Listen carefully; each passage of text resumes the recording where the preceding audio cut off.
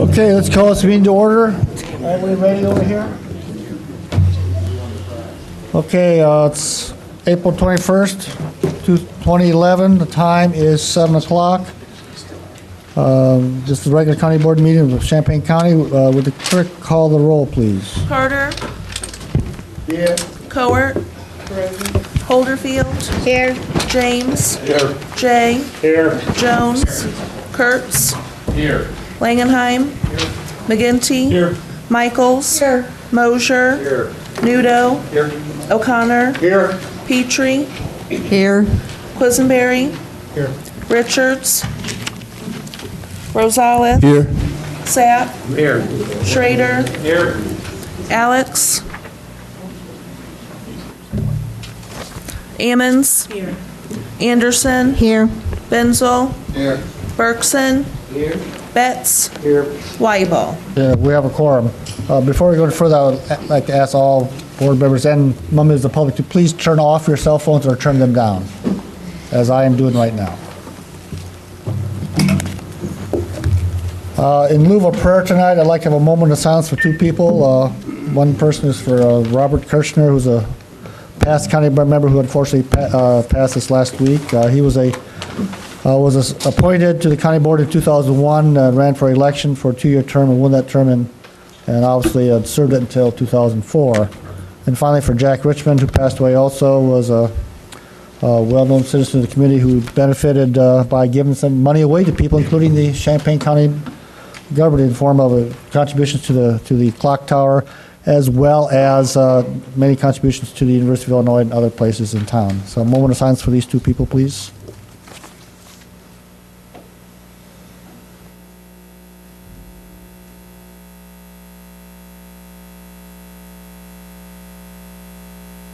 Pledge of Allegiance.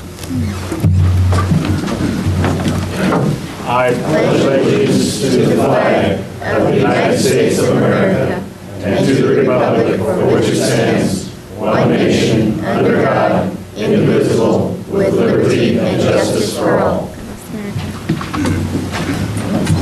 Would the clerk read the notes of the meeting, please? Notice is hereby given that a regular meeting of the County Board, Champaign County, Illinois will convene on April 21st, 2011, 7 p.m. in the Lyle Childs Meeting Room, Brookings Administrative Center, 1776 East Washington Street, Urbana, Illinois, in said county for the purpose of allowing and ordering payments of claims against the county, receiving and acting upon reports of committees and such other matters as may be brought before said meeting, which said meeting shall continue in session from day to day until the completion of said business. Move it approval. Moved by Mr. Betts. Second by Mr. Carter. All in favor? Aye. All opposed? Motion carries. Please note that Mr. Alex and Mr. Richards have entered the room. Seek approval of the agenda and the addenda. So moved. Moved by Mr. Betts, second by Mr. Langenheim. We're pulling off item 9, Citizens Advisory Committee on Jury Selection. That's not ready yet. Any other changes?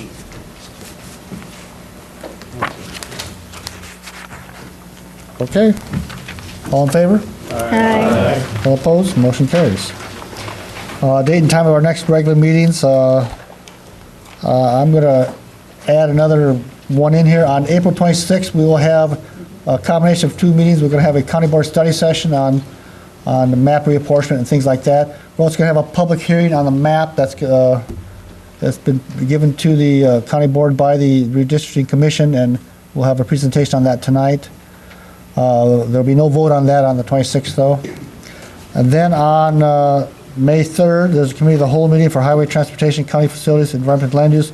At that meeting, at the moment, we plan to vote on that map that is presented to the county board from the commission. On Tuesday, May 10th, is committee of the whole for policy, personnel, and appointments, justice and social services, and finance. Then on Thursday, May 19th, at 7 p.m. is the regular county board meeting. All are in this room. Next, adoption of resolution 7696, appointing Mr. Esri as county board member. Who would like to move that? Mr. Chair, you, I think, have to move that and then have it seconded because it's your selection. Well, that's correct. Then I would like to ask for a motion from the floor to allow me to I move suspension of the rules so the thank you. chair can make the nomination. Second. Second, moved by Mr. Best, second by Mr. Rosales. Discussion? All in favor? Aye. All opposed? Motion carries. Yeah, I move adoption of resolution number 7696, appointing Aaron Esri as a county board member in District 4 to fill Greg Knott's unexpired term. Second. Second by Mr. Betts. Discussion. Seeing none, all in favor? Aye. All opposed? Motion carries. Mr. Holton, would you like to do the honors?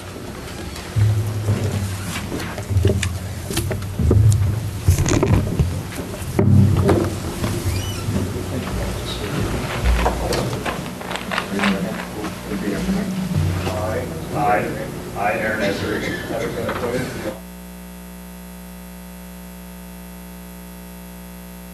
the office of County Board Member, District 4, in the state of Illinois, in the state of Illinois, in the county of Champaign, in the county of Champaign, aforesaid, aforesaid, do solemnly swear that I will support the Constitution of the United States that I will support the Constitution of the United States,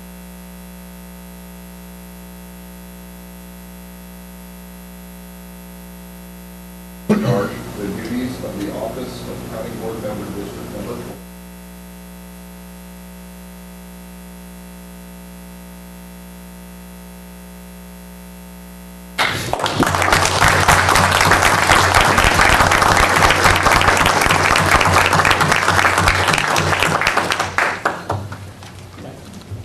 Very good. Next item up is a presentation of map and report from the Redistricting Commission. First, we'll have a report by Chair Winkle, and then we'll have a short presentation by Vice Chair Esther Pat. We'll have questions after both of them have made the presentation. Mr. Winkle. Well, thank you. Congratulations, Mr. Esri. Brings back memories. February 18, 1992, I had the same experience and had the opportunity to serve on this board, and so I hope you have an enjoyable experience. I have the pleasure, the opportunity tonight to present to you the report in support of MAP 1E Revision 1 from the Champaign County Redistricting Commission. That map was adopted by the Commission on April 13th, 2011, and delivered to the County Board. And I assume you all have copies and have seen the map as proposed, MAP 1E Revision 1. I want to just say first, it's been an honor to serve on the Commission. I think I want to thank the County Board for having the vision and the foresight to go this route, to put together an independent commission, to put together a map, a redistricting map in a process that historically throughout the country has been a very political process. There's nothing wrong with politics. Politics is okay. Politics is a noble profession, and each of you are serving the public in a political office. What you decided by passing Resolution 7307 is to try what Iowa has been trying and doing for years successfully, drawing maps, political boundaries in a nonpartisan way. Iowa has an independent commission. They draw legislative maps for the state of Iowa, and they've been doing that very successfully. As I understand it, and as I can see by reading through Resolution 7307, it is a copy, it is this county board's effort to imitate what they've successfully done in Iowa, to put together an independent commission, to come together to look at the legal requirements, to look at the criteria in a non-political way. And I have to tell you that the commission that you appointed, I have to thank you. It was a pleasure to be chair of that commission. The members have taken the work very seriously. They've been very studious. They've come prepared. They've looked at the numbers. They've looked at the analysis. They've looked at the presentation of various map plans. We've had, I believe, 26 different map plans presented to us. And I have to also point out that we've had an excellent staff funded by the county board. Thank you. through RPC and the GIS Consortium. They've done a very professional job. We've had a very short time frame in which to put together a map proposal. We were appointed in November and began meeting. We've met 9 times. We've had 4 public hearings. It's been a very short time frame. And the staff that we've had, Andrew Levy and the others with RPC and the GIS Consortium, have been very, very responsive and very diligent in their efforts to keep up with this very tight time frame that we faced. The census data came out February 15th of this year. So that gave us until April 15th to put together a map proposal, and that's precisely what we've done. We were able to adopt a map on April 13th and deliver it on the 14th. So again, I want to thank the Commission for working so hard on this and actually in a very business-like, respectful attitude throughout the proceedings. And I appreciate that very much. So I stand before you tonight with the Champaign County Redistricting Commission report. It was adopted last night at a redistricting commission meeting. The Champaign, what we've done is, I've tried, what I'll do, actually, I'm not going to read the report. I assume, Mr. Chairman, everybody has gotten a copy of the report? Yes. And so I'm obviously not going to read the report to you. The report is an effort to walk you through the process that the commission engaged in, showing you the criteria, both population and non-population criteria, and in particular, looking at paragraph 12C. That's really the linchpin of Resolution 7307. No political factors are to be considered in the Commission's work in preparing the map that we present to you. And so what I've attempted, we as a Commission have attempted to do with our report is to walk you through the process, to show you exactly what we did step by step. We've provided plenty of citations. I hope that the hyperlinks in the document work and that you can go straight to the materials that we have provided to the public and now to you in showing you how we did our work. The population criteria that we took it right out of your resolution as you guided us. You told us to look at the ideal equal district. We told us to look at population as a criterion. We looked at the deviation, the mean deviation, the overall range, and the smallest majority measurement. Now, there is a document that we've posted on the web that you could take a look at that explain these statistical standards used by the Champaign County Redistricting Commission. I urge you to take a look at that and walk through it if you're unsure of what this statistical analysis means. Now, I'm not going to go through the statistical analysis. It's provided on the map that we've given you.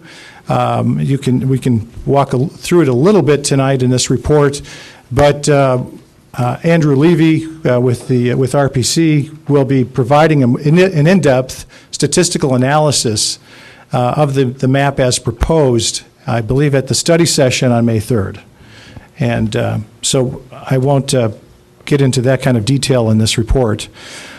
The non-population criteria is just as important, and all these different criteria came together and were considered by the Commission. The non-population criteria included the Voting Rights Act of 1965 and, of course, the constitutional requirements against discrimination. We also looked at maintaining the communities of interest. We looked at the groups that have shared interest or identity. Now, remember, the Commission is only looking at census tract data, census data, and the information that we can glean from that data. So we don't know everything. We certainly don't know the voting patterns or all that. We didn't look at that.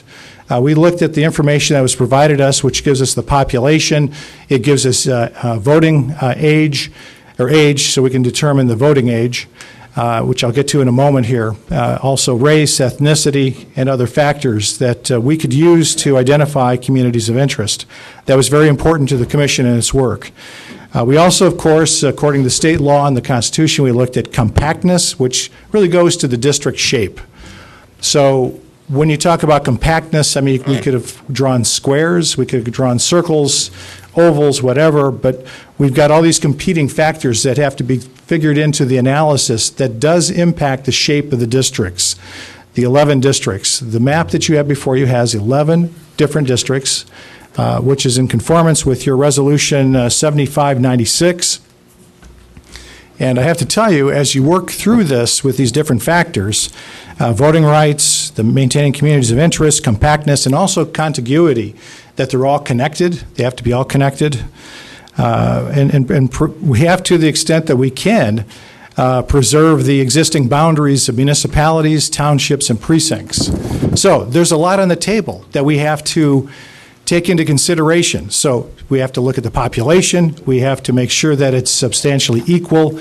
And unlike the law that requires congressional districts be almost exactly equal, state and local districts do not have to be exactly equal. In fact, we can take into account these different factors and adjust population accordingly without having any problem with the law in one person, one vote, or with compactness. There's flexibility there, and the courts over the years have recognized that.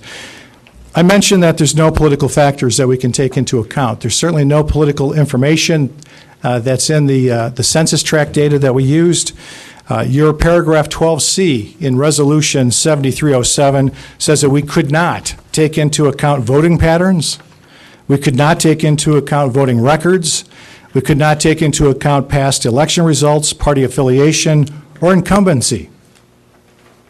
Now, that's a lot different than what we've done historically. Historically, what's been done is it's been a political process whereby the board has drawn the map with these very factors taken into account. We as a commission did not. I mean, the linchpin or the crux of the matter is that it boils down to, I believe, a policy decision that this board has made, that it's more important for us to take these non-political factors into account so that we end up with maps that are fair, that are competitive, where voters actually choose who their representatives are, instead of the other way around, where if it's done politically, representatives on the county board or elsewhere are actually choosing their voters by drawing the maps politically. That's why we've tried to change it, and I think that's the Iowa model that you've used in the Resolution 7307 that we've used as our guiding light through this whole process. The Iowa model uses these sort of objective statistical criteria, the ones I just described. So that's why we're very much in sync with what they've done in Iowa. But also in Iowa, they had a very public and open process. In the past, much of the criticism laid in the way we've done it in years past has been it's not been done in a public way. We've committed as a commission and under your guidance to transparency, being open to the public. We've documented, and I won't read all of them. It's outlined in quite a lot of detail in the report, but I'll highlight that we documented criteria for creating plans in individual districts. So we provided documentation for our decision making. You can go to the website, you can read our minutes, you can listen to the debate, the discussion, the concerns. You can listen how the meetings were conducted. I submit to you that it was a very respectful, business-like atmosphere in our discussions, and I think it's very clear as you listen to the tapes that that's the case, and I invite you to do that. As far as transparency also, the software that we used, we wanted to make sure that it was open code, that people in the public could use it. We wanted to make sure that whatever we drew could be replicated or reproduced by anybody, other commissioners, members of the public, anybody who wanted to go online could use the software and replicate the redistricting plans and the community boundaries produced by the service. The point is it was publicly available at Brookins at a public terminal, so the public could come in and have access and try their hand at drawing maps as well. All the maps, the minutes, as I mentioned, the audio portions, all the data, the standards, the guidelines, the resolutions, all the information that we had before the commission, we've posted on the website at your website, at the county board website, and also at RPC's website as well. We've posted the maps that we considered. The public got a copy of the map through our website at the same time commissioners did. So everybody saw it up front, so it was very much open. The meetings, of course, were subject to the Open Meetings Act. They were noticed up, as well as the public hearings. So we had 9 open meetings with the commission in a very short time frame.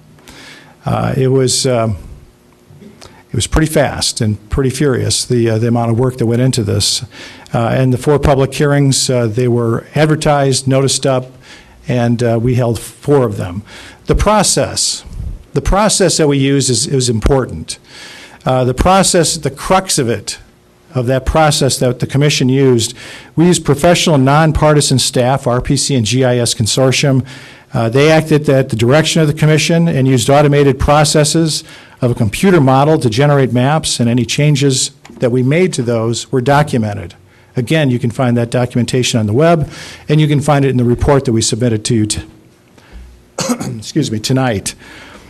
We also used, as I've described, objective statistical tests for every map, and the process was open to the public. That's the crux of the process. I'll talk a little bit about the process in just a bit more detail, but I don't want to belabor the point because you can read it, but 21 maps were actually printed by RPC that we took into consideration by RPC and the GIS Consortium with summary statistics. If you look at the maps, you can see the summary statistics that we had at our disposal. You now have them at your disposal. You can see them. Andrew Levy in the study session can walk you through that statistical analysis in great detail. The commission used statistical information to weigh map alternatives. That's what we looked at. We looked at the compactness, continuity, contiguousness, or connectivity. We also looked at statistics to make sure that they were in line with the requirements of your resolution and state law. The commission identified maps for further study. We first had 21 before us that were actually printed. We focused initially on maps 1E, 3B, 3C, 3D, 4D, and 5B. And this is in your report. We realized that we could not use voter information, yet we still had to be in compliance with the voters' the Voting Rights Act of 1965. So how do you do that? We looked at the census tract data and we realized that you could tell the age of people. And so we looked at the voting age of the population and saw, we could figure out how many were 18 or older. And so we could figure out how many had the opportunity, if they're 18 or older, to become registered and vote. So we used the voting age population as a tool to help us work through the compliance with the Voting Rights Act of 1965. RPC provided us with that statistical information. We looked at various districts. We saw the opportunity to create a majority-minority district, which is a district where the minority is made up at least 50% plus 1 of the voting age population. So you see what I'm saying? We could figure out how old folks were, and also then create a map where we knew how many people were within that district 18 years or older.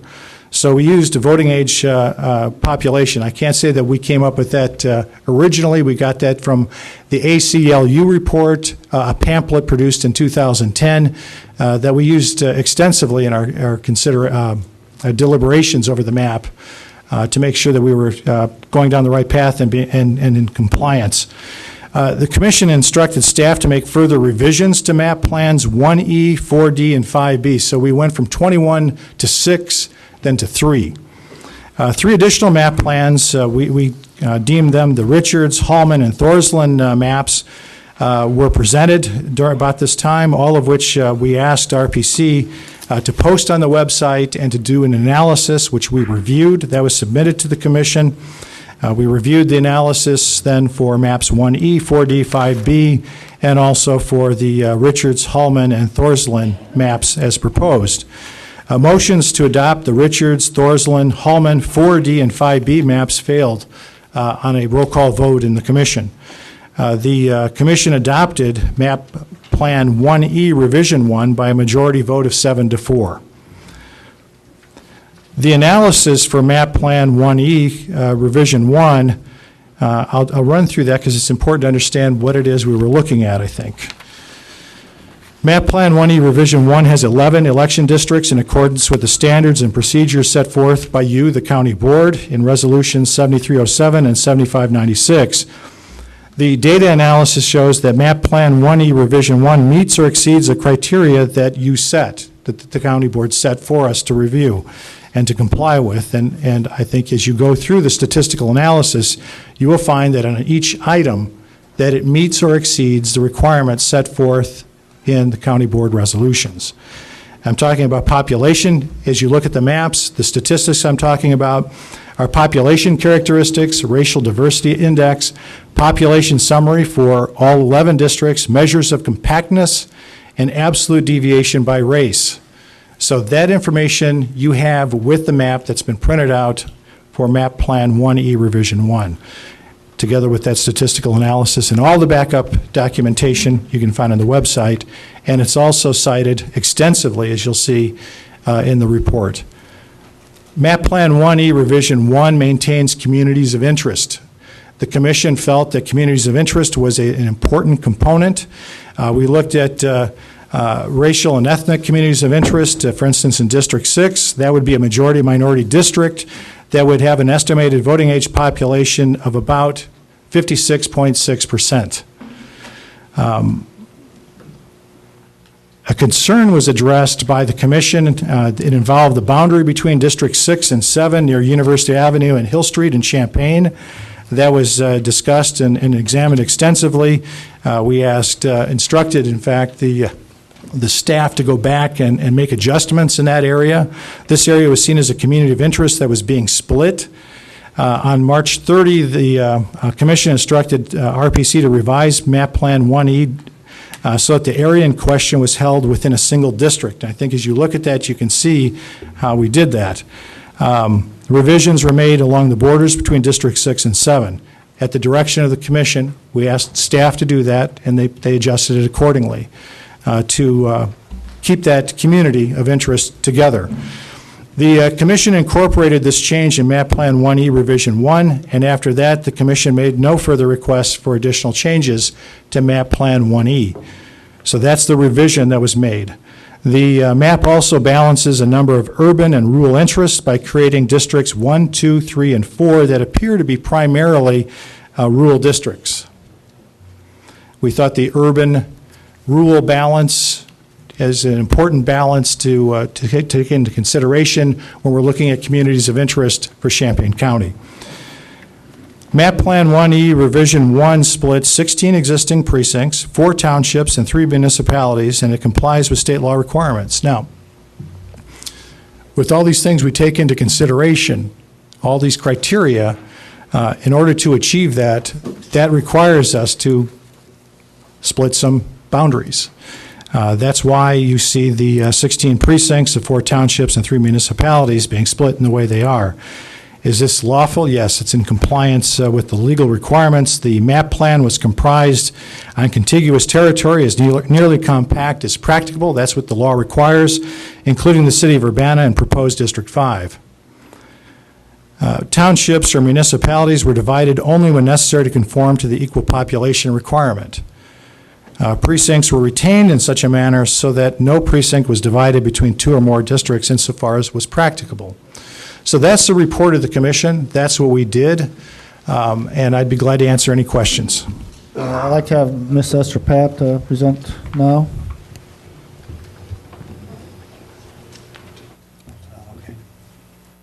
Good evening, and thank you for this opportunity to present now.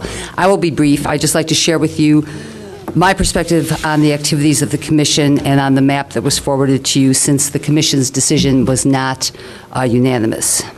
First of all, it's very important to recognize that the Commission itself did not draw any maps. And even more important for you to understand, I think everyone knows this on the board, but I've heard from so many people something that sounds confusing. The map before you, 1E, was not drawn by a computer. It was drawn by people. The Regional Planning Commission fed into the computer, as Mr. Winkle explained, the criteria from the County Board resolution, and the RPC generated 6 maps, one of which they told us was so bad it wasn't worth pursuing, and they threw it out. And that's why the maps are numbered Series 1, 3, 4, 5, and 6, and there's no Series 2. Despite all the efforts to make the Commission's work transparent, as described by Mr. Winkle, there actually was really no transparency in the drawing of maps. The maps were all drawn behind closed doors. The Commission and the public never saw the maps that the computer generated.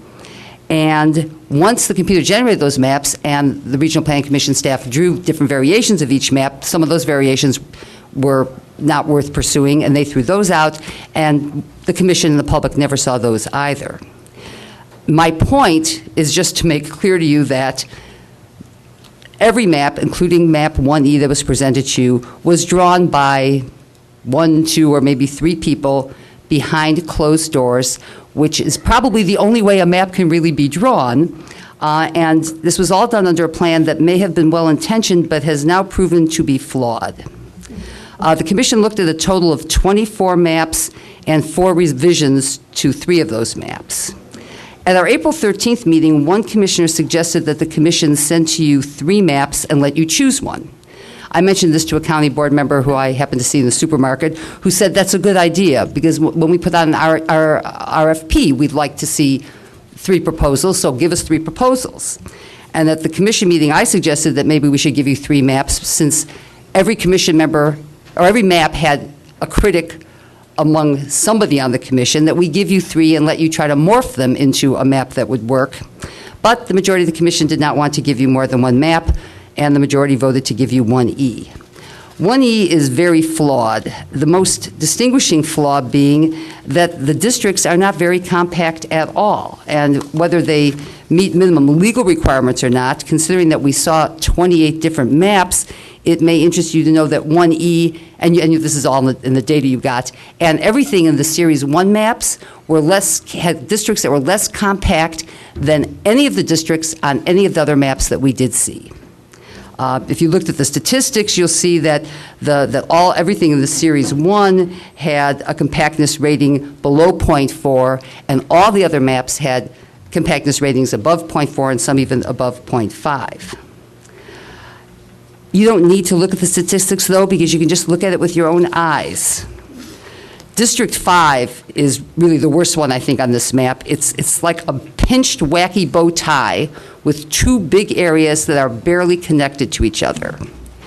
District 10 runs the entire width of the city of Urbana from Wright Street on the west to Route 130 on the east, and is sort of L-shaped. District 11 runs from Mattis to Wright Street and is sort of U-shaped. District 7, in some ways it isn't that bad, but it's still a box with a finger sticking out of it. And District 8 looks kind of pinched too, although I will concede that that's hard to change because of the shape of the city of Urbana.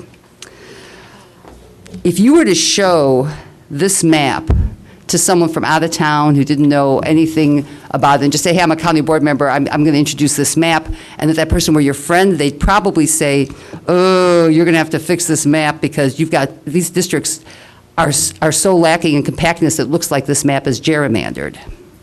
And mainly, we've seen so many maps, we know that we could do a better job. I would encourage you to reject map 1E. That leads to the next issue, and this is one about processes. If you do reject map 1E, what happens next? The resolution creating the commission says that the commission goes back and gives you another map. But we got a little problem there because the majority of the commission who supported map 1E have already declared that all of the other maps are so flawed they can't be fixed. So up to this point, our activity has painted us into a corner where we have no maps. If you were going to send this back to the commission, you need to give more direction than just follow the resolution and give us another map. You need to pick maps or come up with something else, because otherwise I don't know what we'll do at the next commission meeting if we have one, if you don't approve this map. On top of it, in terms of process, there were 2 maps that were presented to the commission by members of the public, but the majority of the members of the commission felt that we shouldn't look at maps that were drawn by members of the public, which I found strange since the resolution required that this terminal be set up for members of the public to come in and draw their own maps. I don't know why we would do that if we weren't going to look at those maps. One commissioner drew his own map, but that was rejected by a majority of the commission because it was done behind closed doors, even though all the maps were drawn behind closed doors, because that's the only way you can draw a map unless you really want to have 27 or 11 people sitting in a room looking at a computer terminal in several sessions for 30 hours. One commissioner took a map that was already drawn by the Regional Planning Commission and revised once, which the majority still had problems with, and tried to revise it in response to the objections from the commission. This is the map that's referred to as the Richards map, and I don't mean to take anything away from Michael Richards, but that's not his map. That's map 4D, revision 2. But that got rejected by a majority of the commission because Michael Richards is a Democratic County Board member. So time is running out. I personally, and at least 4 members of the commission, do think you should reject map 1E, but I just, again, want to reiterate, if you turn the task back to the commission, we're just going to be in the same place a month from now unless you give some workable direction to the commission of what you want it to do next. I think the county board should just take the responsibility and get this map done. There are 28 different maps to look at. There's more you could do besides. You can learn from our experience. On the One Plus side, we all appear to be unanimous in saying 15 of those maps were no good, so you can look at them to educate yourselves and then throw those out. But I do hope that you will keep in mind the time that's involved in this, and it does take time. And I'll just say one more thing. We had 60 days. I know, you didn't know this when you wrote the resolution. Who was thinking this? The 60 days the commission had, we didn't see maps until 30 of those days were already passed, which is no one's fault. That's just the way timing works. But it's just tick-tock. We're running out of time. So I hope that the work we've done thus far will be of some help to you. And whatever you do, if you're sending anything back to the commission, please give us more direction because we need it. Thank you.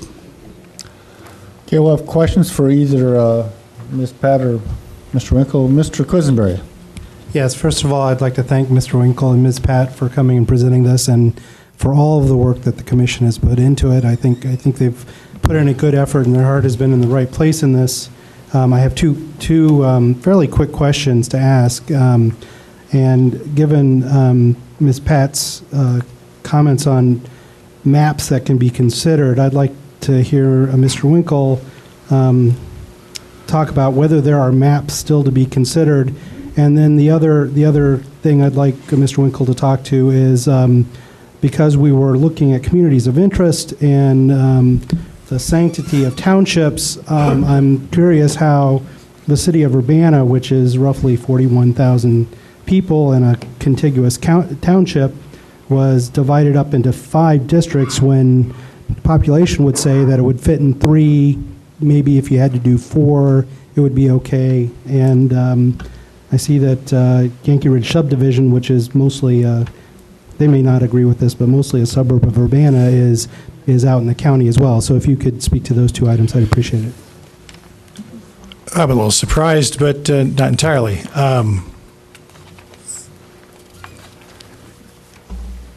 We rejected no maps. All maps are still on the table, and I think the vice chair knows that. We were very careful and explicit. Listen to the tapes. All the maps are still there. We have rejected none. What we did, look at it in terms of rejection, no. But in terms of the positive, what we were asked is to adopt a map. And we did.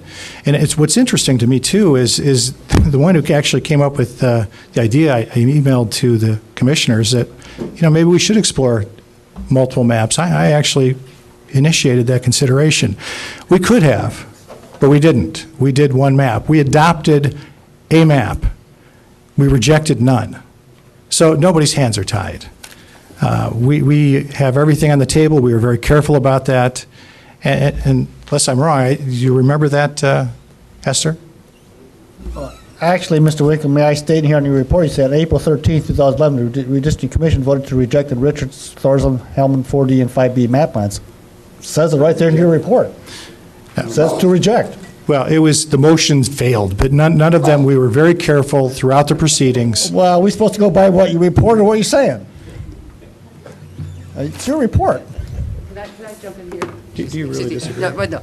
I think as chair, who is only one of the 11 members, I think that Mr. Winkle made an effort to try to get us to not vote down anything.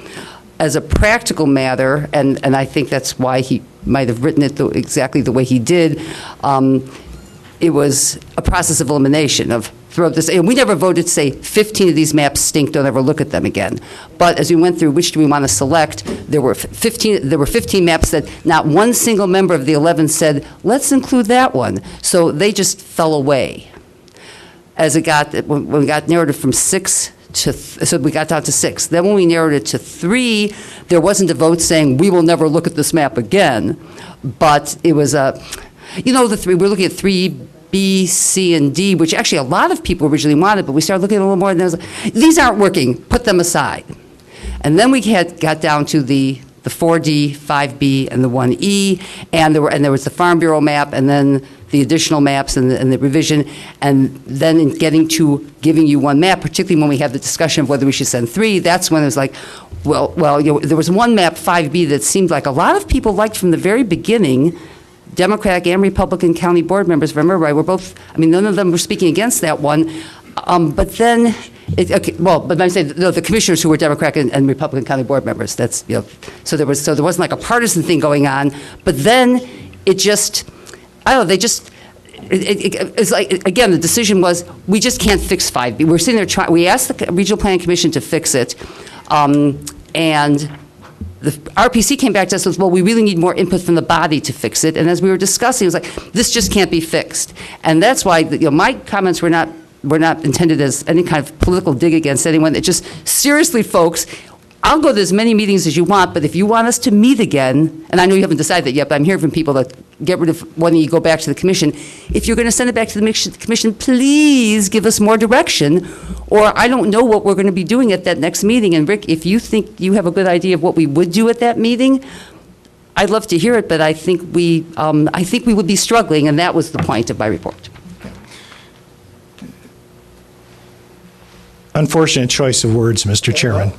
To clarify, none of the maps were set aside permanently. At this stage of the process, we had to narrow it down. We felt it was a sense of the commission to adopt a map. And in that sense, yes, those maps were not adopted. And in that sense, I suppose, at that stage, they were rejected. If you go back through the minutes and you listen to the audio, you will find that we were very careful to say that they were all within the pool of maps to be considered. All of those maps are still within the pool of maps to be considered. None of them are, look, most of these maps are really good maps. It was actually a very tough decision. And as a matter of fact, what I find pretty interesting is a criticism of the process tonight, and yet you voted for all the other maps using the same process. That doesn't make very much sense to me. These maps are decent, good, honest maps. 1E, Revision 1 is an excellent map, and that's why it was adopted. It doesn't mean that the pool of maps that were left behind can't be worked with. Of course they can. We heard repeatedly from the Vice Chair of the Commission, Esther Pat, repeatedly with almost every map that Urbana was divided too many times. And I can't explain exactly why that was the case. It wasn't that we set out and instructed RPC to design a map that divided Urbana multiple times. In order to meet the requirements that's set forth in the resolution, the population, the non-population criteria, that's what our model kicked out, and that's what we had before us to consider. Almost every map that we considered, that was the criticism that it divided Urbana multiple times. There were only 2 that didn't. All right, so I mean, that's the answer to your question. Mr. James. Well, I just want to say thanks to everybody that served on the commission, and I'm looking at all the data, and regardless of, like Tom always says, it's going to end up political, which is what I'm basically hearing. But I think that a wonderful job has been done on this. There's always going to be a flaw, and when you have a majority vote that says this is the best we can do and this is what we're going to present, I think that speaks volumes. I would almost say that I would favor hiring somebody out of Iowa or Michigan or wherever, give them the same parameters you went with, put them in a room with a computer, let them draw. Make sure it's not a closed room. And we would probably beat that map up. The political process, in my mind, for the most part, was taken out of this. I like what I see. I think the public likes it. I think if we go back as the county board and bicker for 5 months, we're going to end up with a map like we did 10 years ago. So I applaud those that worked at it. I think you did the right thing. I just can't say enough good about it, and I hope that this board moves on it and quit worrying about where some lines fall or don't fall. We're doing the public's work. If they want you back in office, they'll put you back in here one way or another. Thank you. Mr. Langenheim. Microphone, please. I've had some difficulty in following all these arguments. They are infinitely complex and of limited capacity, of course. But do I understand that all of the maps that are in the hands of the commission are still viable and the county has the option of accepting them? All of the maps that are before the commission are available to the commission to revisit. No, if we decide we don't like your work, You can accept the Any map, one of those. as I understand it, and correct me if I'm wrong, as I read Resolution 7307, we present the map. You consider it. If you accept it, it becomes a map. If you reject it, it goes back to the commission. And we draw a second map. indefinitely. In other words, the map that we accept... 3 times. The map that we accept has to be drawn by the commission? Unless you reject all the maps that we send to you. Okay, but that is a possibility. Well, It maybe. might be a cause for outrage to some, but not to all. Well, look, I really can't answer that. I got to tell you, too, the other thing that's kind of funny about all this is this map considers no political criteria. No favors were done for any party. And I got to tell you, as a recovering politician myself, I really put myself in a really interesting position. There are no favors for the Republicans. There are no favors here for the Democrats. There are no favors for the Green Party or the Independents or anybody. It was drawn on purely non-political criteria. Mr. Richards. Rick, obviously I voted against this map, and my question for you is basically going to be, well, let me just go through. There are maps with better population deviation. This map, as Esther said, on 2 of the 3 tests we looked at, gets the worst score of the 25 maps on compactness. I have problems with it decreasing minority representation. It eliminates the crossover district in the current map. So my question for you is, without speaking in generalities, it's not really in the report. The proponents of it at the commission didn't really talk about it. What are the specific reasons you favor this map of the 25? Oh, look, I'm not here to tell you what I favor. I'm one commission member. No, You can't obviously can't speak for everybody else. Mr. Richards, so everything. Why did you vote for the map? Right, Mr. Richards, I'm not here to report on why I voted for something. I voted for it because it meets compactness. I outlined it in the report. My reasons for voting for the map are outlined in that report, which I've gone through, and I stand by. It meets all the requirements or exceeds them.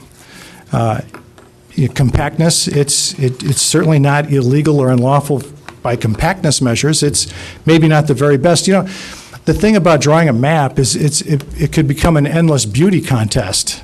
We will not have a perfect map. Those are probably the reasons why you voted against it, but I'm not going to ask you that. I mean, I assume that's probably it. If we're waiting for the perfect map, you're never going to get it. If you're waiting for a good map, this is it. This is a really good map. It's solid. It meets all the requirements of the county board that I laid out in the report. It wasn't my report. It was a report of the commission. It lays out how we've met or exceeded all of those criteria. And Compactness is not a problem. Contiguity is not a problem. None of the non-population or population criteria are a problem. It's nicely done. It addresses concerns for communities of interest. It's got a very good district for majority-minority. It's got a good balance for the rural and urban. That's in the report, and so I stand by that. I'm not going to discuss what motivated me. I'm 1 out of 11. But I can tell you that the majority, 7-4, who adopted this report, the reasons for adopting the MAP 1E Revision 1 is in the report. Mr. Mosier.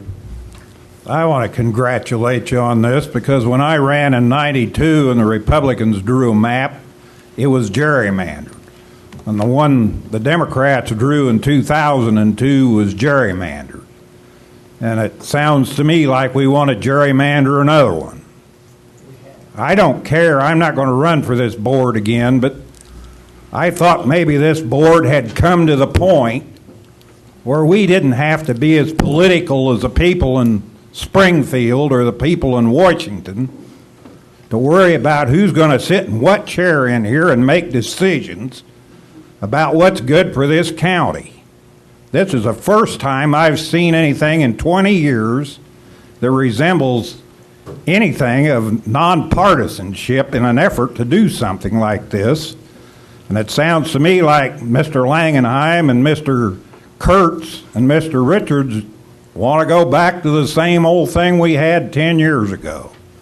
And I won't vote for another one that's gerrymandered. I've benefited from it twice.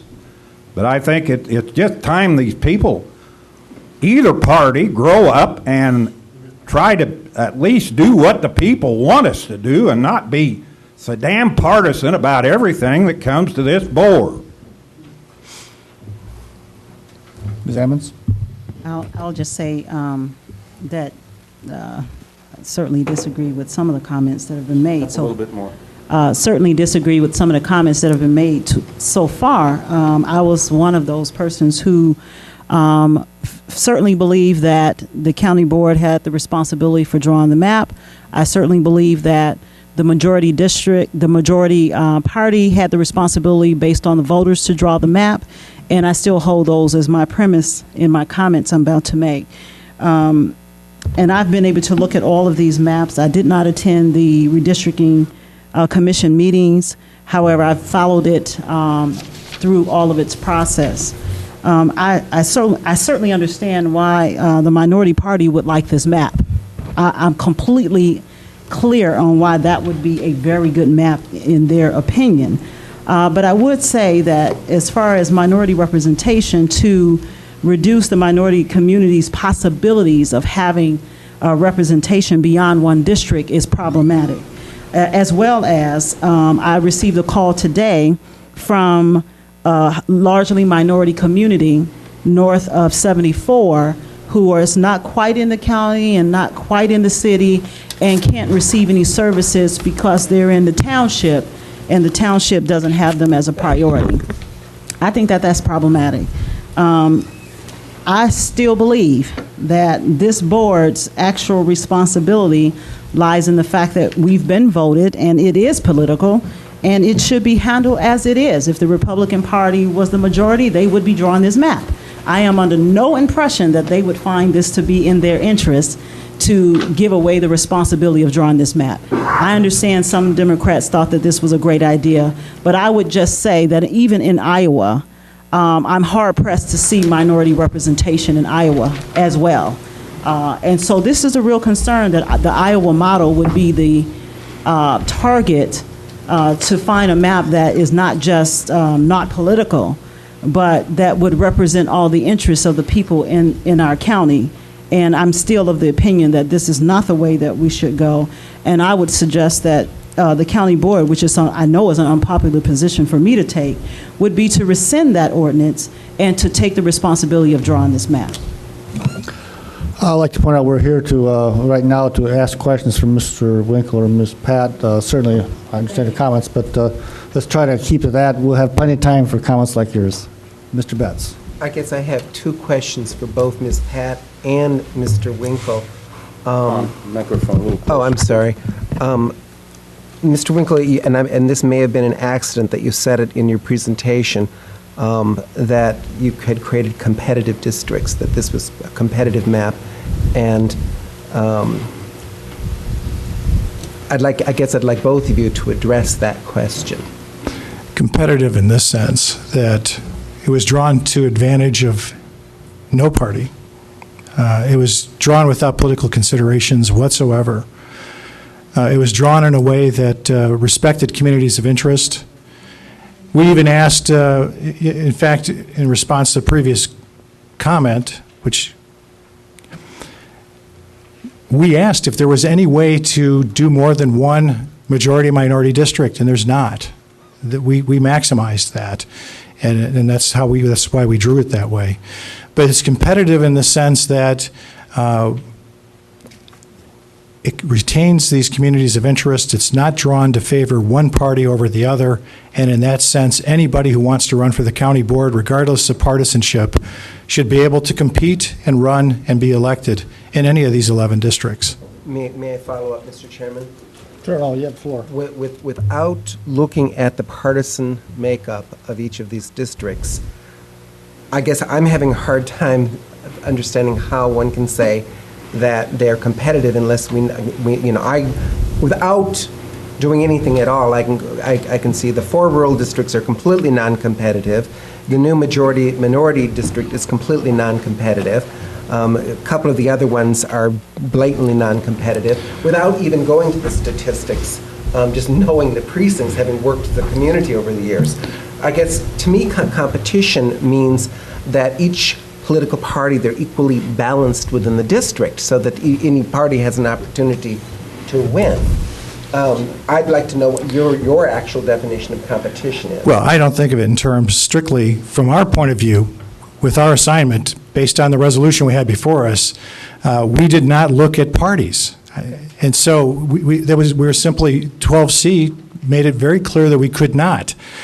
You're thinking in terms of the way it's always been done, that the Republicans have to be against the Democrats and the Democrats have to be against the Republicans, and therein lies the competition. We looked at communities of interest and thought anybody, regardless of their partisanship, could compete and run for an office within these communities. You're kind of thinking in the old way. No, I think Mr. Best is trying to get one of us to say, so I'll say it. It is impossible to draw a map with competitive districts without looking at voting patterns. That is the exact question I meant. Well, I mean, you can't, and that wasn't even something that we got into on the commission. I mean, other than there's issues, obviously people, you all live here, you can look. I mean, I agree. I don't see how the rural districts are, I mean, you just see how voting goes in general in all the elections, how those can never be competitive districts. But that wasn't something the commission could do anything with, because if you don't look at how a voter turnout, I mean, voter results, you can't determine that something's competitive. This map could have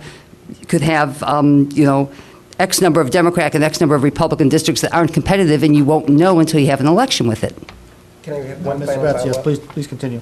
The other, as I understand, one of the prime directives from this board and to the commission was that the districts not be gerrymandered. Gerrymandering meaning to concentrate political parties within districts to maximize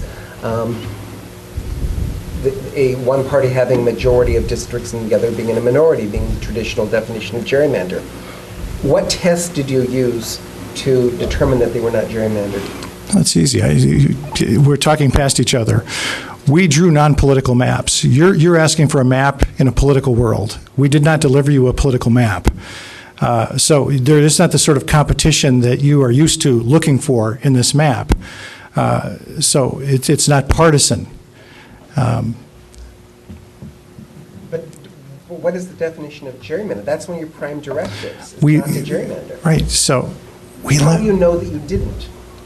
We left out the politics, and so we were not motivated in any way in the districts that we fashioned through the staff, through the computer model. None of it was moved. None of these districts were established. No boundaries were changed or anything like that based on a political design, based on dots on a map trying to figure out where incumbents are. We didn't do that. Based on voters' trends. We didn't do that. I suspect by now these probably have dots on them. All over them, right? So I'm sure too, right. So we did not do that. We did not engage in politics when we drew this map. You're looking for a political contest that does not exist in this map. Ms. Pat, would you address that? Let's go with Ms. Holyfield. Thank you for putting this map together and for sitting through all of the criticism that you're receiving this evening. I think we keep hearing the politics has been removed from the process.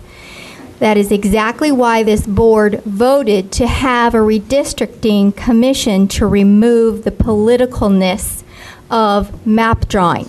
So what I am hearing, Mr. Winkle, is that this political process that has been utilized with each party, that is the majority party, has been absolutely, without a doubt, removed. Therefore, no particular person or person's house has been cut out so that they're not able to again run, correct? That's absolutely correct. Ms. Holyfield, do you have a question? Let's keep the questions. That was folks. my question. Thank No, you. I answered it, yes. That's absolutely correct. Let's go with, are you done? Okay, Ms. Berkson. Microphone, please. When Esther first presented this to us, and I said I didn't think you could draw a non-political map without regard to the political parties, and you said, you were going to do it without any regard. I asked you what would happen if somebody peeked. And I think maybe we know what happened if somebody peeked. But, you can't turn it, the commission couldn't turn it down because of politics. That's right. But since they were all made behind closed doors, how do you know someone didn't peek? Oh, goodness. While making them. Would you like- Since I mentioned the close, I want to make clear that that was not a dig at RPC. The point is, unless 27 people or 11 people are going to sit in a room for 30 hours together doing this, all maps, no matter what process you adopt, no matter what resolutions you pass, no matter what commissions you appoint, are going to end up being drawn behind closed doors. That's just a reality of the animal. But as far as do we know what went into it, I think I could say with certainty, in answer to the previous question, the commission did not move any lines based on where people live or told us, or didn't draw any maps because we didn't draw the maps. So we just, we looked at maps that were already drawn. And in fact, the only one changed was the one Mr. Winkle described, which actually I had proposed, and I'm pretty sure, though I don't know where everyone lives, but I'm pretty sure no county board members lived in the few blocks that we moved around, so that wasn't, I don't think it had any partisan impact. Can't say for a fact. That's an area that's very heavily one party, so that probably wouldn't have mattered. But yeah, in terms of how these maps originally got drawn, that probably is more a function of what the criteria were than anything else. And there obviously, you could probably draw 100 different, there's probably an infinite number of, or maybe it's finite, but there's a finite but extremely large number of ways you could draw the lines on this map. I don't know if that answers your question, but that's, yeah. The implication from your question is that somebody peaked or some political influence was used. Here's the thing about the closed-door session. Okay, so unless they were outside in the on the patio or something drawing in the open air, I don't know how else you do it. They went into a room with computers and ran a model. The real question is not whether the door was closed or not, or that the general public was not, all 200,000 of us watching. The real question is, what are their motivations? This is professional staff. They're nonpartisan staff. They're with RPC. They're with the GIS Consortium. I stand with them 100% that they're non-political. Nothing political was done. They have no motivation. They're not partisan people. That's why we did it this way. They are professional technicians. Who drew the map? Okay. I suppose... Yes, I did not run the computer program. Esther didn't. Neither did none of the other 9. But I got to tell you, they did it under our supervision and direction. I just want to give one more into that. Rick keeps talking about the computer. The computer did not draw the maps. The computer drew some maps we never saw. The staff drew. It means that it's a computer, they didn't feed criteria in and 1E came out. Something else came out and humans manipulated them, and you saw how many different versions they did. So that just should be clear, because people can talk about, well, the computer drew the map. No, people drew the map, and that doesn't mean that there's anything wrong with the people or they did anything wrong. Just understand that, and in fact, the first report from the Regional Planning Commission told us, a computer can't draw a legal map. That was the memo from Alan Levy. It made it real clear. A computer can't do this. People have to manipulate it to change it. And my real point was just that there's nothing automatically suspect or not kosher about a human moving lines, because that's in fact how all these maps were created, and you should just realize that. Mr. Kurtz. Could I just... Okay, go ahead. One quick item here. Okay. The computer did not draw the map correct. In fact, I suspect humans made the computer, too. I mean, if we really get right down to it. And programmed it, sure. But, it gets down to which people are doing this. The maps were initially generated using a computer model by professional technicians. They reported to us that there were some problems, and yes, the Levy article is correct. You cannot just simply run it through like Ronald Reagan said with computer. You can't just simply draw the maps by computers. It doesn't work that way. We understand that. So we had professional, non-political technicians who did some adjustments. They came and told us what they did. And we said, good, we like it. In fact, here are some other ideas. So we'd like you to run through that model, through the computer, which was made by people. I understand all that, but you're missing the point. Which people are doing this? It's not the partisan caucus people, it's professional technicians who are doing this. It's once removed from the process. That's the whole point, unless you choose not to see it. Mr. Kurtz. Thank you. Mr. Winkle continually states that this commission was non-political, that Mr. Winkle was fair questions, and unbiased. Please. Questions. Excuse me. I have to respond to his No, we want questions. All right, thank you. Then I will do it at the study session. Thank you. Ms. Petrie. I have a couple of procedure questions for the chair and vice chair. If the presented map gets voted up, then we're through.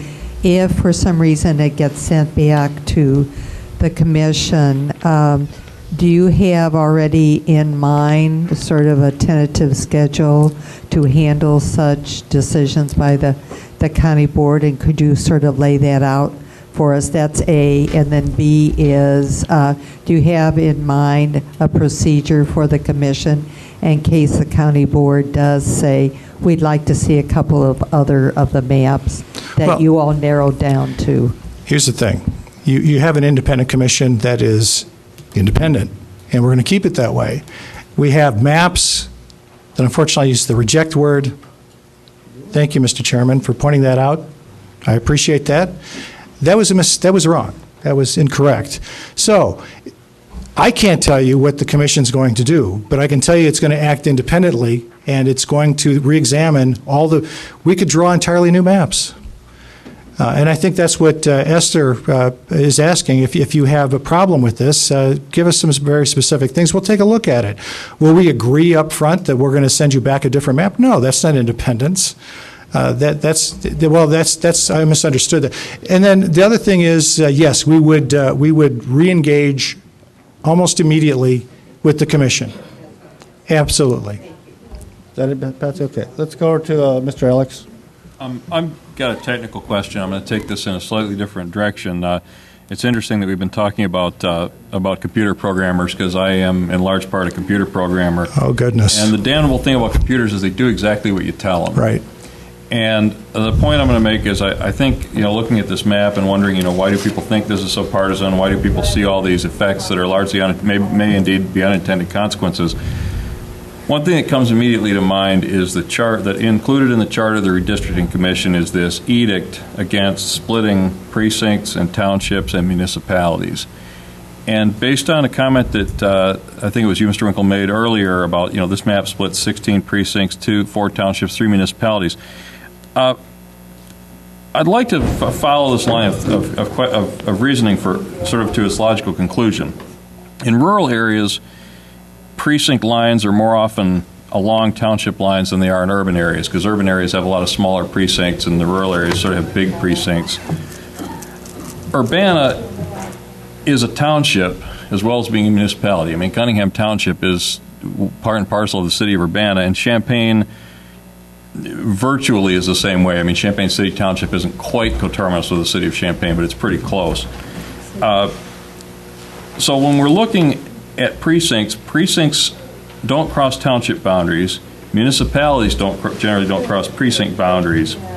So it seems to me that in this process where the professional cartographer sat down and drew this map, by saying, hey, we're not supposed to split precincts, we're not supposed to split township, we're not supposed to split municipalities, the result was that the peripheral boundary, the outside boundary of Champaign and Urbana essentially got triple counted, because it's a municipality, it's a township boundary, it's a precinct boundary.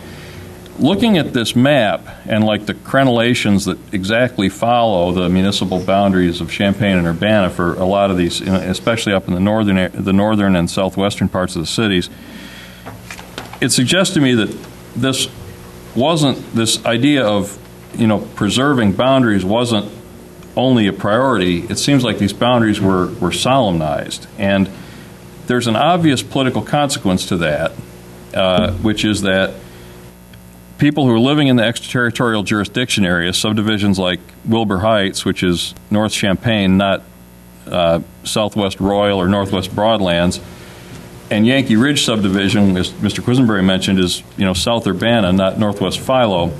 But I think this fixation on preserving municipal boundaries resulted in a situation where you're forcing those sort of fringe subdivisions to be pushed out into the county, and the effect is to separate them from their communities of interest. So my question, and I promise I'd get around to a question, Mr. Chair, is do you feel like did you as members of the commission struggle with this problem? Do you feel like the professionals who were working on behalf of the commission struggled with this problem? And do you feel that if we sent this map back to the redistricting commission, that relaxing or eliminating, to the extent permissible by state law, these edicts against township, precinct, and municipality division, especially since precincts are going to be redrawn anyway, or at least reworking it to try to avoid this triple counting effect, would that give the cartographers more flexibility to achieve the stated goals of respecting communities of interest, balancing populations, and protecting minority interests, and making districts that are compact and contiguous? Because if I look at where people are saying this map falls short on all four of those criteria, it looks like it all stems from this steadfast preservation of the outer municipal boundaries of the city of Champaign and the city of Urbana. So just from a technical standpoint, I'm curious if this is something you've struggled with, and if you do have to take this back and say, what the heck are we supposed to do now, would guidance in that area from the county board be useful? It might be. I mean, that's possible. We did struggle with this. I mean, it's a very difficult. It's difficult to meet all these criteria simultaneously. That's the whole problem. We're struggling with equal population. We're struggling with compactness, contiguity. Then you toss in communities of interest, and then you have the state law that says, to the extent practicable, you don't divide up. So yes, I mean, it wasn't the top priority, but it was certainly a priority, and we attempted. And actually, I think 16 is too many. And myself, I mean, I thought that was a flaw in the map. It's not a perfect map. So would we want to try to minimize that? Sure. But as you'll find, though, and you know this, that as you relax one standard, it has other consequences, and it cascades out through the rest of the map. And so it's not a simple matter of just saying, okay, we're going to relax this standard and see what happens. It's actually a much more complex problem. Yeah, I agree with all that, and if I could just say one more thing, and that is, I would like, if the commission is going to be continuing to do work, I would like clarification on this whole matter of precincts in the urban area. I walked into the first meeting feeling very strongly, I don't want to split any precincts. I know we might have to split a few, but because it confuses voters and it's hard on election judges. There's another commission member who I think probably is an election judge who said the same thing. But then somewhere along the lines, one of the county board members said, well, all the precincts are going to be redrawn anyway, which I know is true, but does that mean don't worry about precincts at all? Because the precincts will be drawn around the county board map? or, because there still are rules for drawing precincts. You can't just draw them any way you want. It's just unfortunate that precincts are based on voter turnout, and county board districts are based on humans alive, and so of all ages. But if we could get something specific about that too, about how much flexibility there is, I think that would help. And ultimately, it's not really we, because the commission's not drawing the maps. The RPC needs to be told that. Mr. Carter? Yeah. How you doing, Mr. Winkle? Mr. Carter, good to see you. Been a long time. I would like for you to just look at 5, which I represent, and Cal and Lorraine. Six, Lloyd. I think it's 6. Huh? 6. I have to tell you, Mr. Carter, we did not take that into consideration. Well, it looked like to me we got to clean out of existence. We did not take incumbency into consideration. Well, when we start talking about politics, my granddad always told me the worst sins first with money, politics second, and non-partisan is third. You can put them all in the bag together. Because I don't think you see anybody going to draw a hole for him to step himself in. That's just plain human nature. And I don't know, we always holler about nonpartisan. What is nonpartisan? I never could define nonpartisan. I understand. If you're going to be nonpartisan, boy, you is something. All right. Well, it strikes me that Resolution 7307 says exactly the opposite of what you're saying. And I guess we've worked really hard on these maps, including the one you had before you, which is a very good map. Well, what I'm Yeah, getting let me just tell you though. I mean, if that was the attitude, and I don't think it is, I hope it's not, then we've been sent on a fool's errand. Well, if you look at that, and you was me, I kind of don't know what answer I get, but how would you feel the way they drove, a 5 is redistricted this time? We did not think of you or me, or Republican or Democrat, incumbent or non-incumbent. We simply looked at the community of interest, and we looked at a district that was a majority-minority district, and that's definitely a majority-minority district. We made an adjustment at Hill Street University to try to keep the community together. So we were very aware of the community. So we're thinking, you and I are thinking differently about this. You're thinking, and I understand, I used to sit in a chair like that. You're thinking of in terms of incumbency and politics and caucus and all that. We didn't.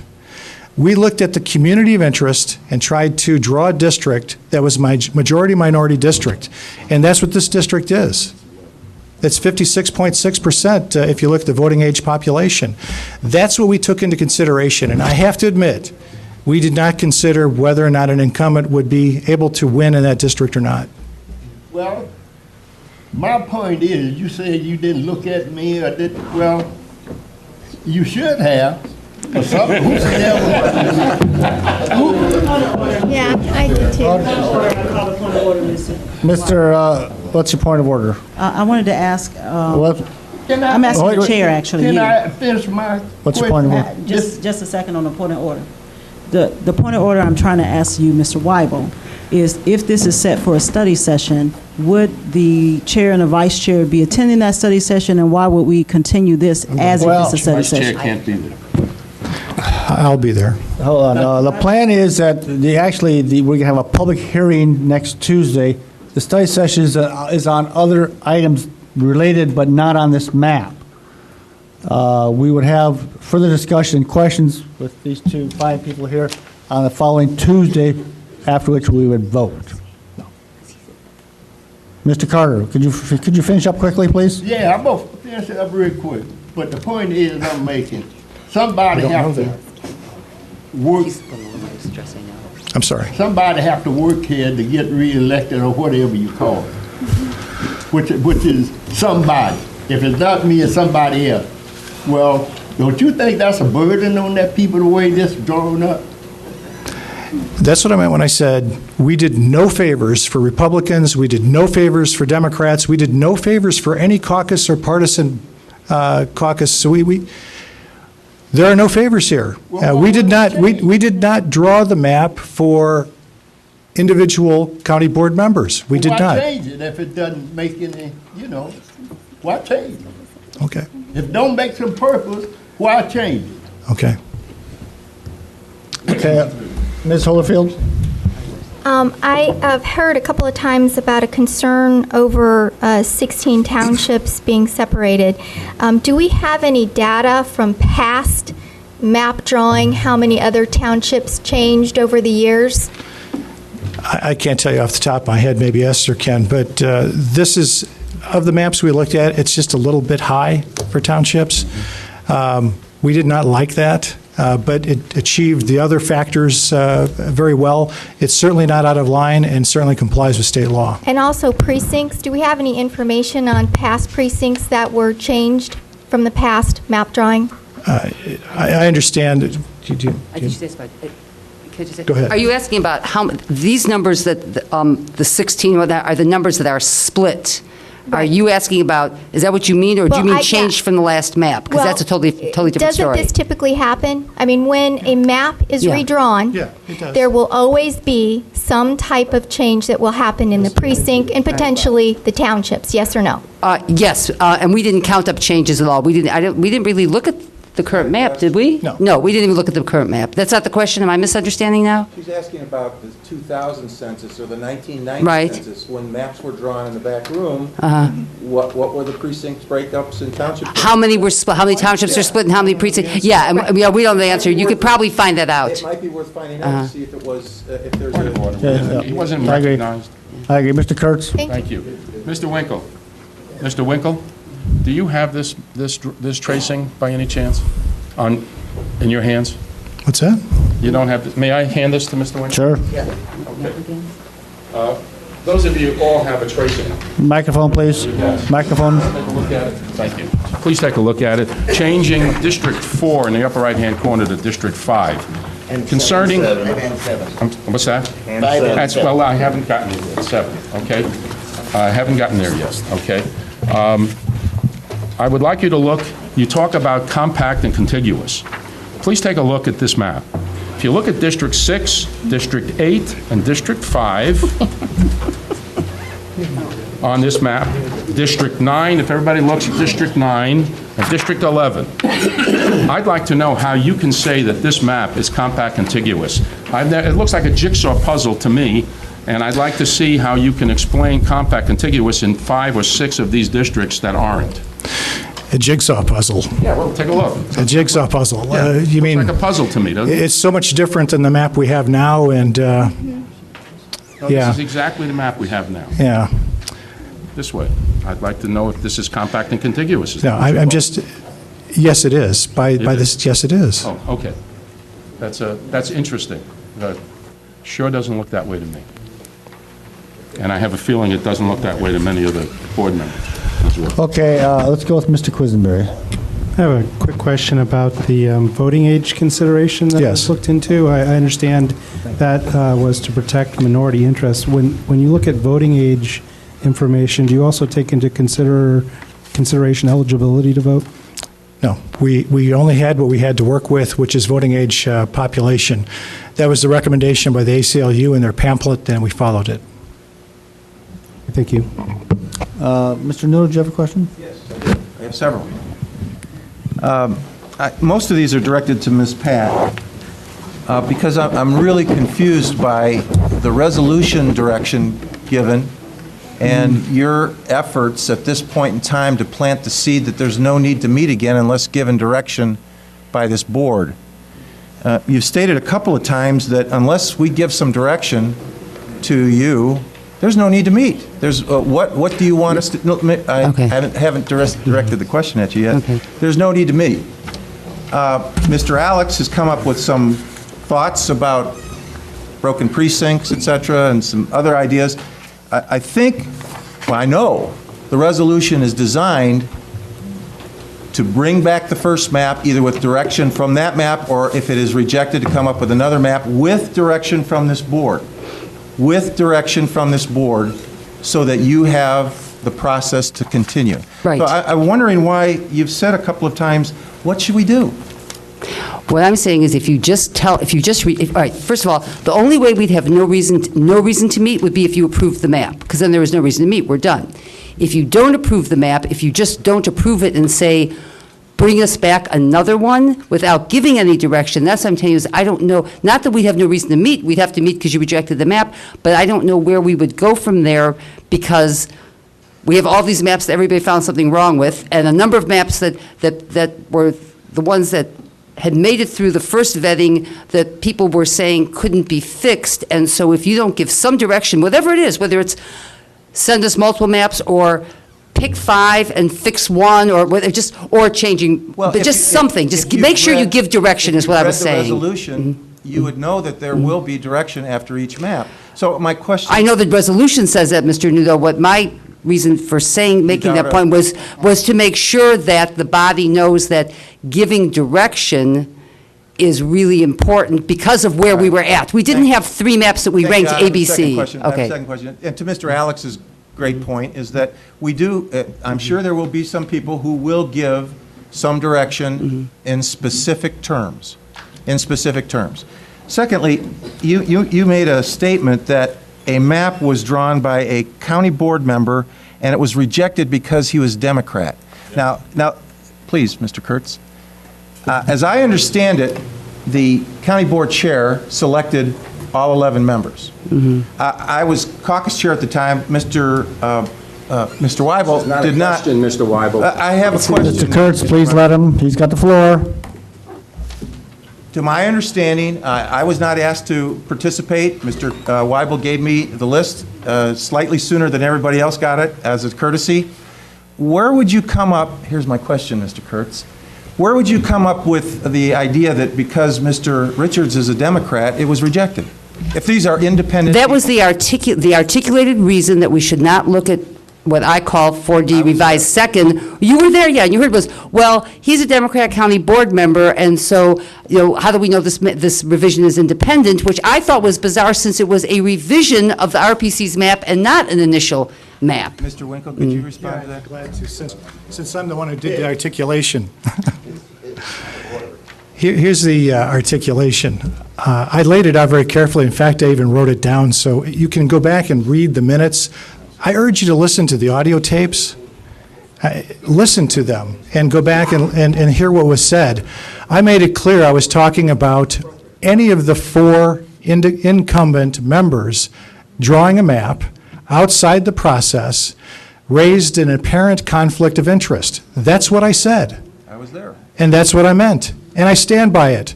I thought it undermined our if we would have adopted that sort of map, whether it was a Republican incumbent or a Democrat incumbent, but an incumbent, it would have cast a doubt as to the authenticity and independence of that map and undermined the credibility of the commission.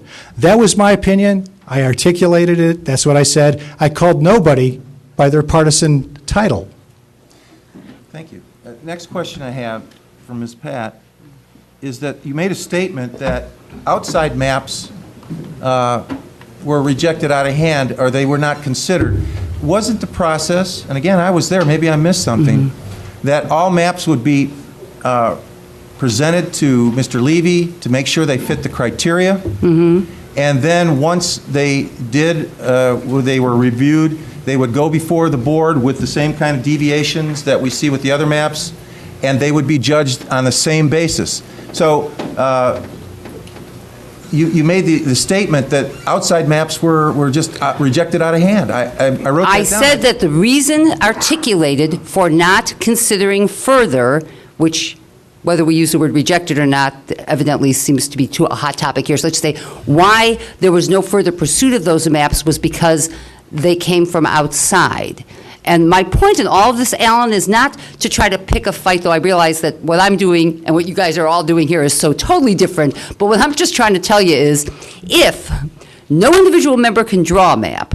No individual member can revise an already drawn map. No one from the outside can bring us maps that, if you want us to do any more work, you better give some direction about how maps come about. That was my whole point, and it was a serious suggestion, Alan, not for any political reason, not to tweak anyone, but to tell you, if you want us to go meet again, and you actually want, if you want this to work, if you want the commission to work, then the point we got to, we need a little more of something if we're going to have to go back to the drawing board, and that was a sincere request. I fully intend to have a motion ready for our study session that will completely resolve this question. But Okay, Point of order, Mr. Lee, you cannot have a motion on the study session. I said at the study session that we'll get a start of a parameter.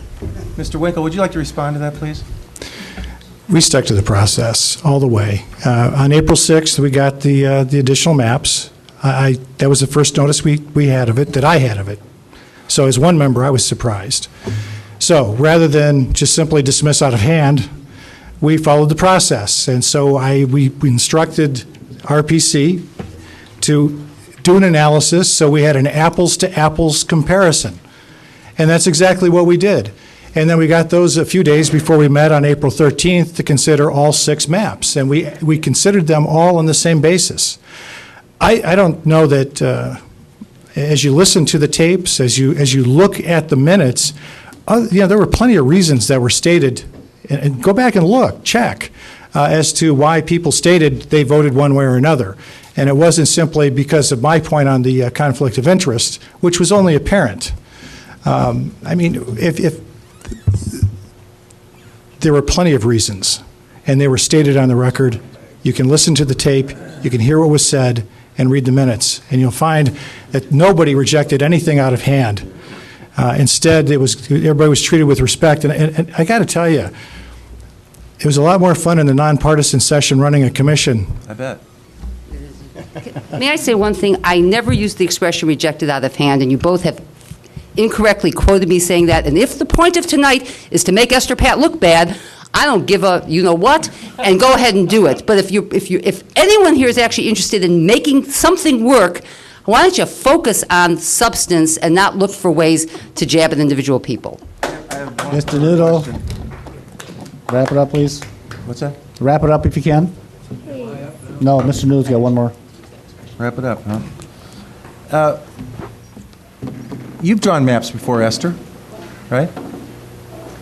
Yes, and without the backup of being able to change precinct lines afterward to fit, which makes it a lot harder. What criteria did you use when you were drawing maps? It was much easier because it was the same number of districts. What criteria, though? Took population. Took the existing map and balanced. Excuse me. That's out of order. What relevance does that question have to do with maps? It's one more dig about me. Esther Pat's a bad person. Mr. Pat, please. What relevance does that have about this map? I'm just wondering if she used voting patterns, sir. I'm going to declare your question out of order. We need to move on. Mr. Chairman, I move that this session be closed and we can have the study session next week when we have a study session. Second. I second. All right. All right. Aye, Captain. Thank you, Mr. Winkle. Thank you, Ms. Pat. Thank you. Thank you. It's been fun.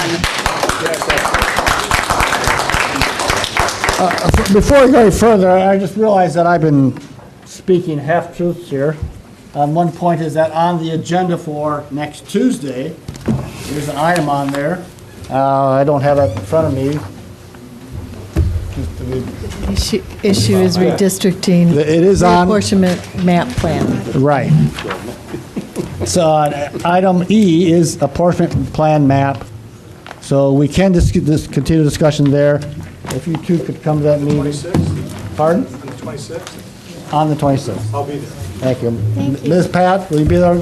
Could you be there on the 26th, please, April 26th? Okay, that's fine.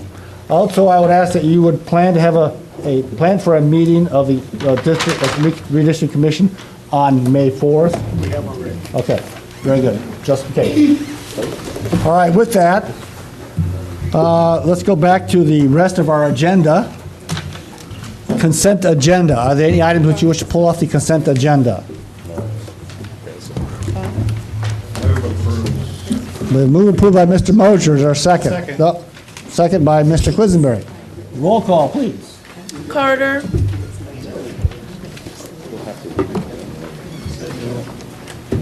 Mr. Carter? Yes. Actually, we don't have it. Howard. Yes. Esri. Yes.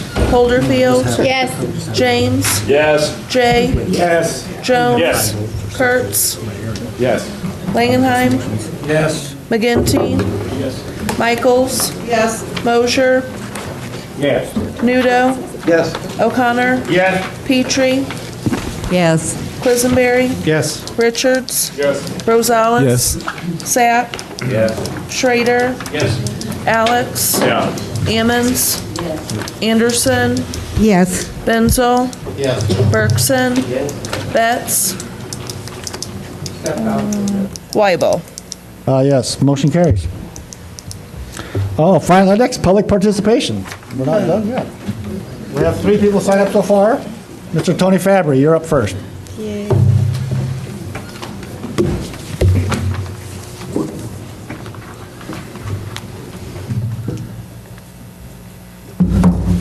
Hopefully we can get past all that ugly partisanship. I dropped on everyone's desk, and this is more for the public than the county board members, but I did want to let you all know that the auditor's office has received the award of financial reporting achievement, the award of excellence that the office has gotten every year since Laurel Pressing was our auditor. But we did receive that again this year, and while I'm very proud of my part of that, I'm also very proud of the auditor's office, particularly Carol Wadley, the chief deputy. Part of her responsibility is to do the lion's share of the CAFR each year, and that's what this award is based on. So I think we all should thank the staff of the auditor's office for doing a fine job of financial reporting for the county. I would also like to say one thing about the map, and I've been sitting there hoping I could hold my tongue, and I think we all know that's not going to work. If you have a process and you have the best intentions that it's nonpartisan, but after it chugs through that whole process, what comes out is a map that does have a partisan ballot bias one way or the other, it's not a nonpartisan map. And I just hope people keep that in mind. Also, as far as the map that we adopted 10 years ago, I was one of the county board members that voted for that map, and so I get a little sensitive when people say that that's a horrible map. Oh, that map we have now is awful. The map we have now is better than the current one. The map we have currently now is more compact than 1E that was proposed tonight. The population variance is there's more population equality between districts than on the map before you tonight. So if you say it's a bad map, I think we know what we mean is that it's elected Democrats for 10 years, and that's, some see that as a bad thing, some see it as a good thing. But just know that, you know, this map will have the map before you tonight will have the opposite problem. And that means it's not a nonpartisan map. Thanks. Next up, Mr. Reverend Troy Burks.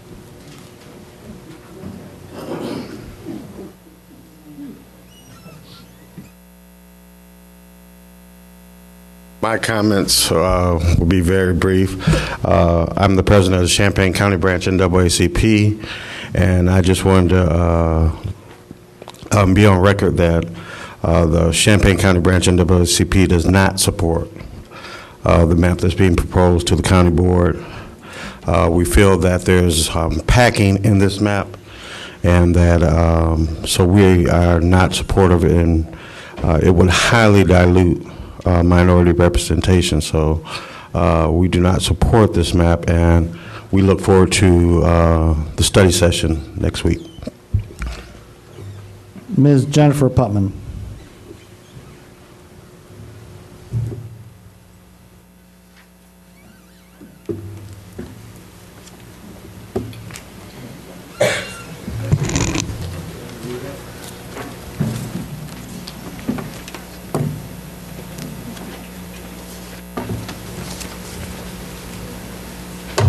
Good evening.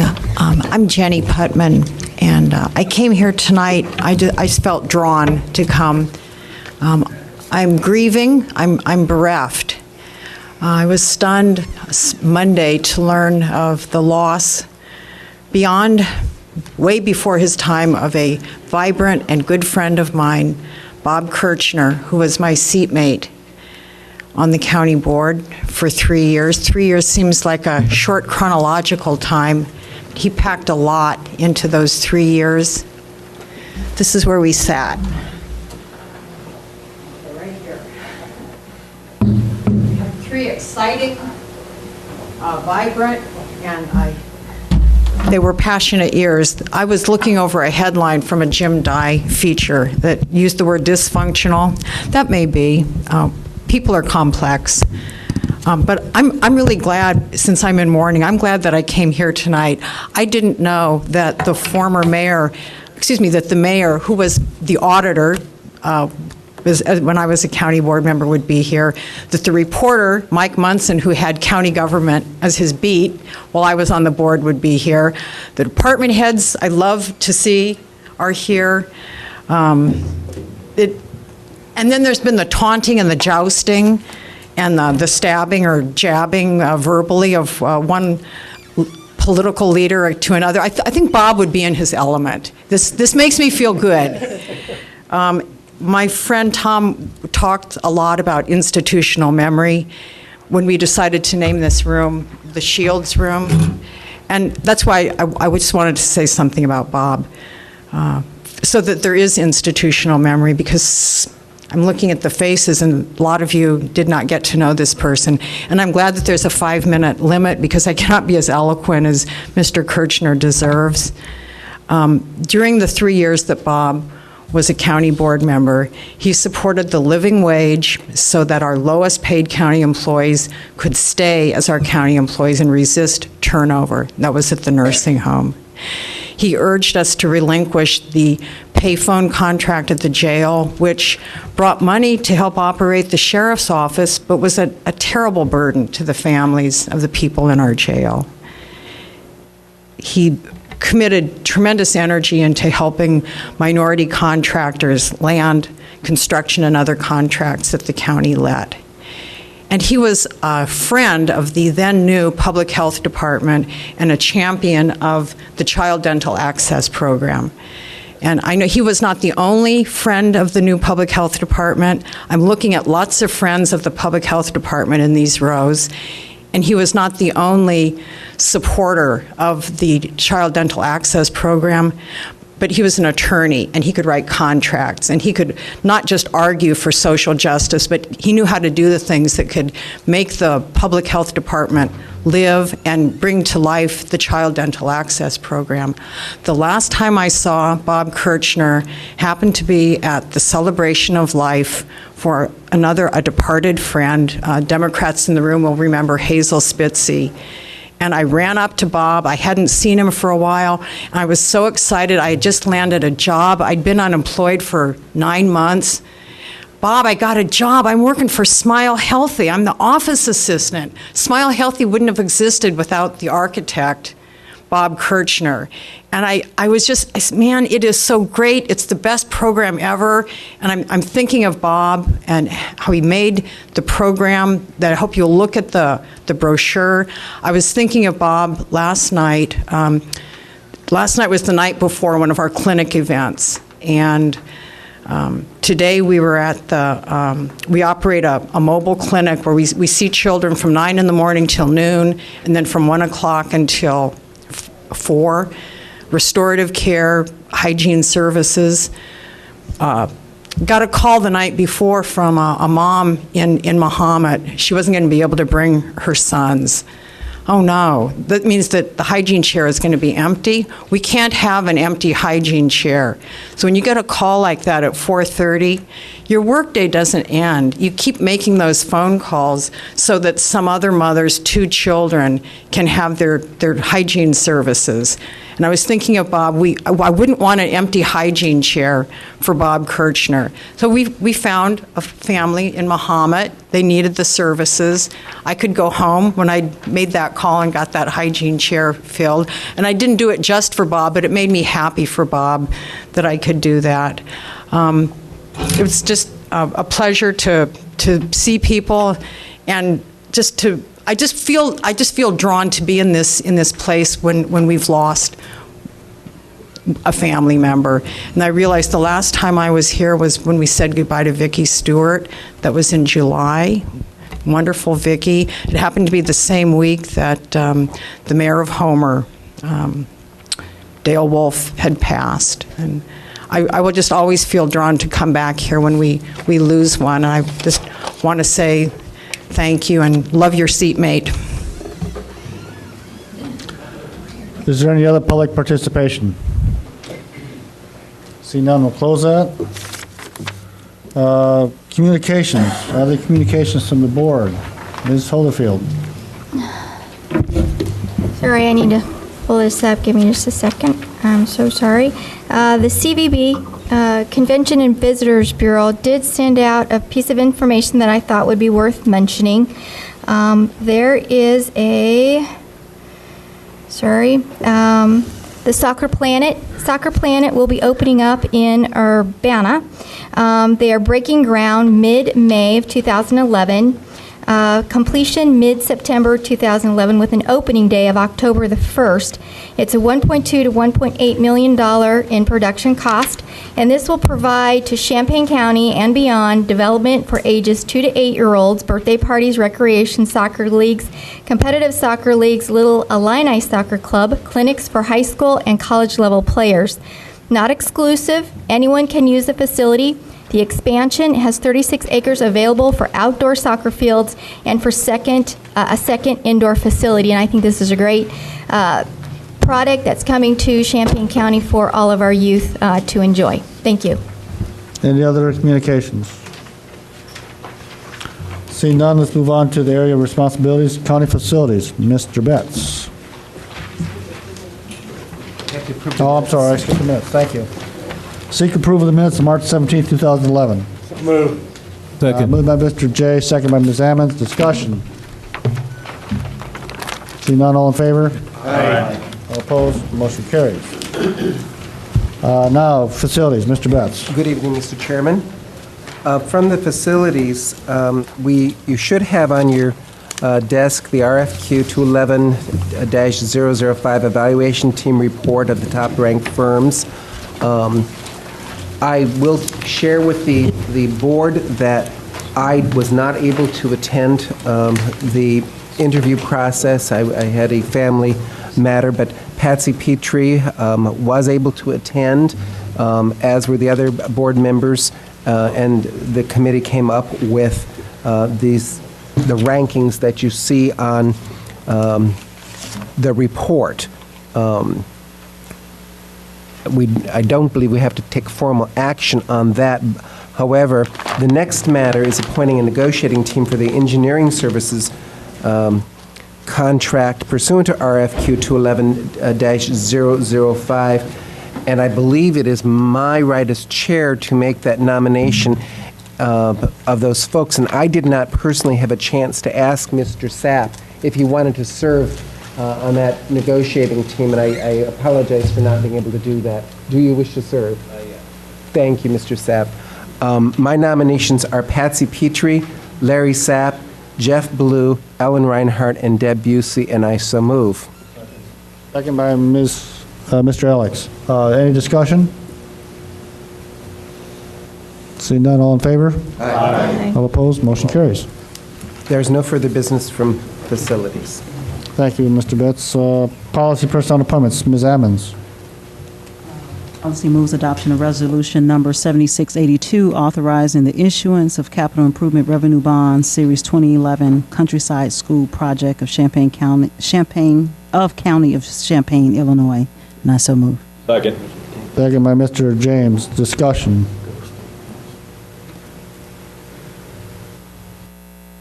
Seeing none, all in favor? Aye. All opposed? Motion carries. Point of order, do we need a roll call on that? Actually, I seem to remember on the paperwork there's a yays and nays count. Exactly. So we'll have to have a roll call vote. Carter. Cowart. No. Esri. Yes. Holderfield. Yes. James. Yes. Jay. Yes. Jones. Yes. Kurtz. Yes. Langenheim? Yes. McGinty? Michaels? Yes. Mosher? Yes. Nudo? Yes. O'Connor? Yes. Petrie? Yes. Quisenberry? Yes. Richards? Yes. Rosales? Yes. Sapp? Yes. Schrader? Yes. Alex? Yes. Ammons? Yes. Anderson? Yes. Benzel? Yes. Bergson? Betts? Yes. Weibel? Yes, motion carries. Policy move adoption of ordinance number 883, amending ordinance number 742, establishing the rules and regulations governing the sale and consumption of alcohol liquor in Champaign County. And so moved. Second. Second by Mr. J. Discussion. Ms. Bergson. When I went on the board, I was named to this liquor advisory board. And I assumed when this came up that it was something that had been discussed with them at some previous time before I came on the board. But Actually, it has, that's not the way it's usually done. Pardon? That's not the way it's done, but go ahead. Well, I guess not. Yeah. But as far as I know, this is, eliminates some of the background checking, takes the sheriff out of the loop for granting liquor licenses, and I don't think it's ever been discussed. Well, this is the time to discuss it, so if Mr. Holton's here, I think, and I also, as liquor commissioner, I could possibly answer questions about it. Okay. The two of us. What is the reason for taking the sheriff and the public health department out of the loop for granting licenses? I believe the reason is that they have no legal right to hold it up. It's up to the liquor commission. I think in the past it was in there that it was sort of certainly whenever I issue a new license, I check with public health to see if they're up to code. And so that I have that power, even though it's not written that way, I check with them, are they ready for it? If it's just reissuing a license, generally it's not a problem. So any new license, I will call them up and say, are they ready for it? And if they say no, I won't issue a new license. Mr. Chairman, if I may. Yeah, go ahead. It's our practice that we notify the Public Health Department and the Sheriff's Office of new liquor licenses that the Commissioner has approved, but they have no statutory approval authority. But we feel that notification is sufficient because some of the things that liquor licensees engage in also touch the Public Health District and/or the Sheriff. Ms. Ammons. I want to ask, when I received this actual change in the actual ordinance itself, we didn't have this version at the Committee of the Whole, and I wondered why that didn't happen at the Committee of the Whole as opposed to having this discussion here. It's my understanding the only difference between the actual amendment ordinance that you have in front of you tonight versus the memo that we had at the Committee of the Whole was the memo said remove all of section, I think it was 10A1, and the amendment actually includes that entire section and strikes it out. That's with the provisional license, correct? Yes, that's the section that eliminates provisional licenses. Man, I agree. When I first looked at it, too, well, that's a lot. I realized it's all provisional license stuff, so. I'm sorry if I can just redirect No, go ahead. to you, that the problem with this, from my standpoint, is this should have come to us in the committee as opposed to the memo, because I am not familiar with a liquor ordinance, and therefore I didn't get a chance to work with this language at the Committee of the Whole, where the memo was presented as opposed to the actual striking of the language, where the discussion would have been more fruitful in relationship to the language if the language had been presented. Well, actually, I apologize for that, and in the future, we'll try to avoid that. And I apologize for that as well, but the memo did include some further justification information about why we were removing Section 10A1, and that justification specifically said our goal is to eliminate provisional licenses because they complicate the application process for the applicants, they complicate how we administer them, and functionally they have no impact on the licensing process. So the memo explained what we were trying to do. It simply summarized 4 pages of struck out language as we're going to strike out and eliminate Section 10A1. But I do apologize if that was unclear. Ms. Petrie. I just want to share, I've already shared this with Mr. Holton. I too was not very acquainted with all the various ordinances connected with liquor in the county, and for further reference, when we have things like this, it would have been very helpful in the memo to have had all of the various ordinances connected with liquor within the county. Those are now listed here, but that was not the case. And so to really study this well, it would have facilitated that. Thank you. Further questions?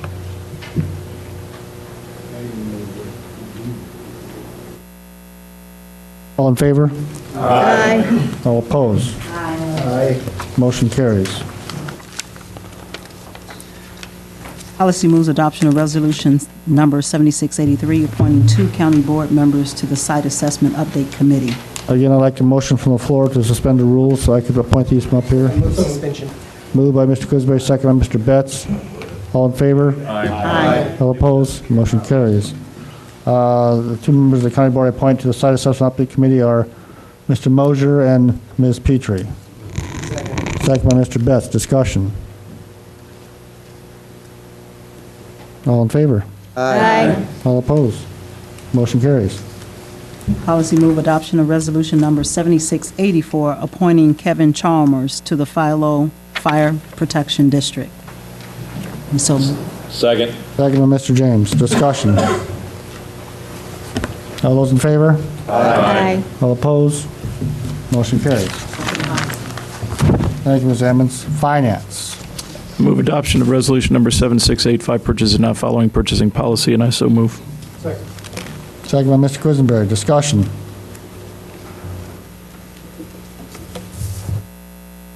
Mr. Schrader. Let's see. That's right. You need Sorry, I glasses? don't have my reading glasses.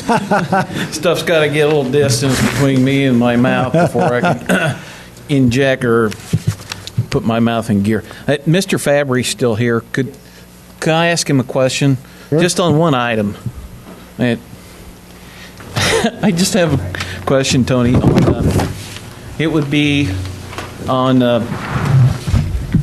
FY 2010 expenditures paid in 2011. And it would be, Tony, it's the item for the GIS consortium, the equipment maintenance, and it's paid out to the University of Illinois. I don't have a question about the amount, but I was wondering, the University of Illinois does maintenance work? You know, I can. I'm sorry, I didn't mean to stump you. I absolutely. I have the voucher with me, but I really can't speak to that right now. Deb says she can. Can you? That'd be great. Yeah. The university maintains a base station for the GIS consortium, so that's what's being paid for with that. Thanks. Okay. Why wouldn't he know that? Why wouldn't he know that? Any further questions on that? Maybe a motion to get Mr. Schrader some glasses? All in favor? Aye. All opposed? Motion carries. Move adoption of resolution number 7686, payment of claims authorization, and I so move. Second. Second by Mr. J. Discussion. All in favor? Aye. All opposed? Motion carries. Recommend adoption of resolution number 7687, authorizing an agreement for healthcare services for the Champaign County Juvenile Detention Center with Health Professionals Limited, and I so move. Second. Second by Mr. Mosier. Moved by Mr. Mosier, second by Mr. Mosier. Discussion. Mr. O'Connor. A point of curiosity, thanks. I was wondering who exactly is health care professionals? Mr. Gordon, could you answer that question?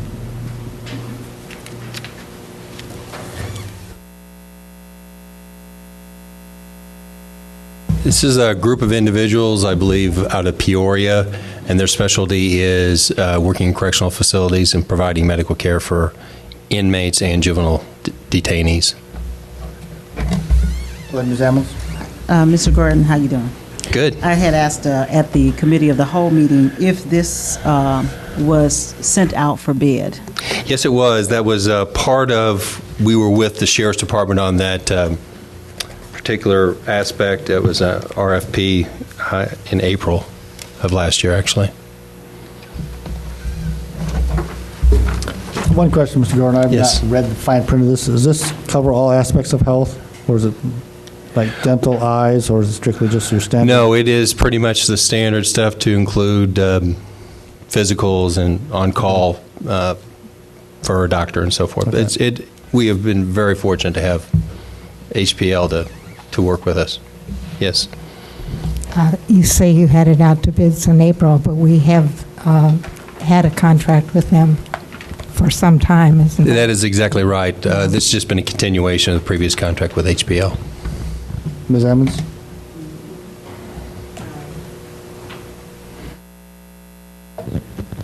When you have companies that provide a health service, and in the juvenile detention center, the child is covered by IPA or some other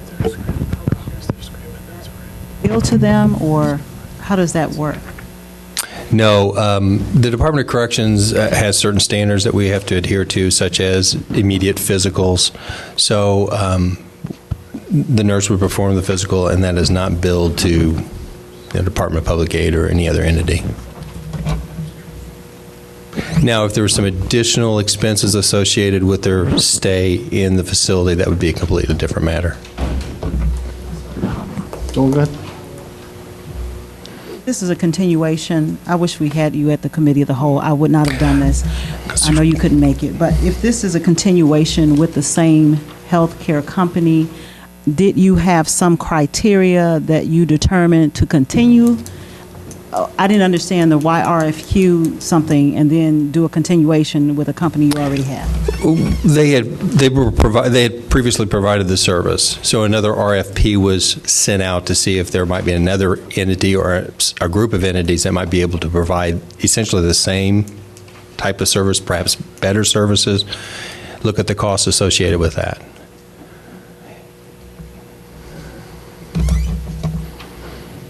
Further questions? Ms. Anderson? Well, this is another comment, and I can't remember what year it was, but I remember when we first contracted with them, and Deb, maybe you can help. They were really one of the few companies that actually provided this kind of service within jail facilities, if I remember right. Does that seem... That is exactly right. I believe there was only one other response associated with this, and it happened to be someone that previously worked for HPL, started their own company, if I recall. Any further discussion? Thank you, Mr. Gordon. Thank you. All in favor? Aye. All opposed? Motion carries. I recommend adoption of resolution number 7728, authorizing a business associate agreement between Health Professionals Limited and Champaign County, and I so move. Second. Second, Ms. Holyfield. Discussion. All in favor? Aye. All opposed? Motion carries. I recommend adoption of resolution number 7688, authorizing the renewal and amendment of an intergovernmental agreement between the Illinois Department of Health Care and Family Services and the state's attorney, and I so move. Second by Mr. Betts. Discussion. Seeing none, all in favor? Aye. All opposed? Motion carries. I recommend adoption of resolution number 7689, approving the repayment of the nursing home loan, and I so move. Second. Second by Mr. Jones. Discussion. All in favor? Aye. All opposed? Motion carries. All from finance. Highway and Transportation. Ms. Cowart.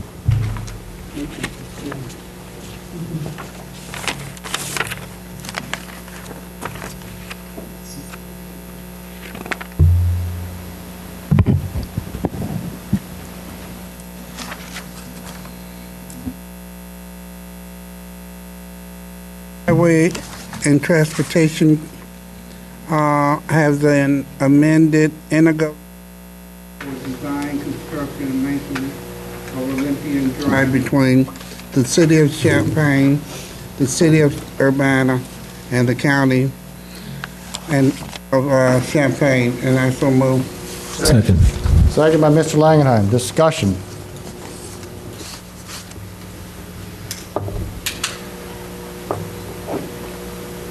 Seeing none, all in favor? Aye. All opposed? Aye. Motion carries. That's all from the highways and transportation. Other business. Chair? Yes. My apologies.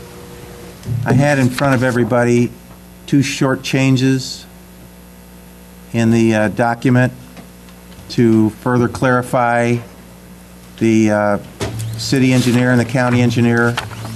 Point of order. He is out of order. I understand that. I'm asking for... I understand. Let's let him finish his comments first.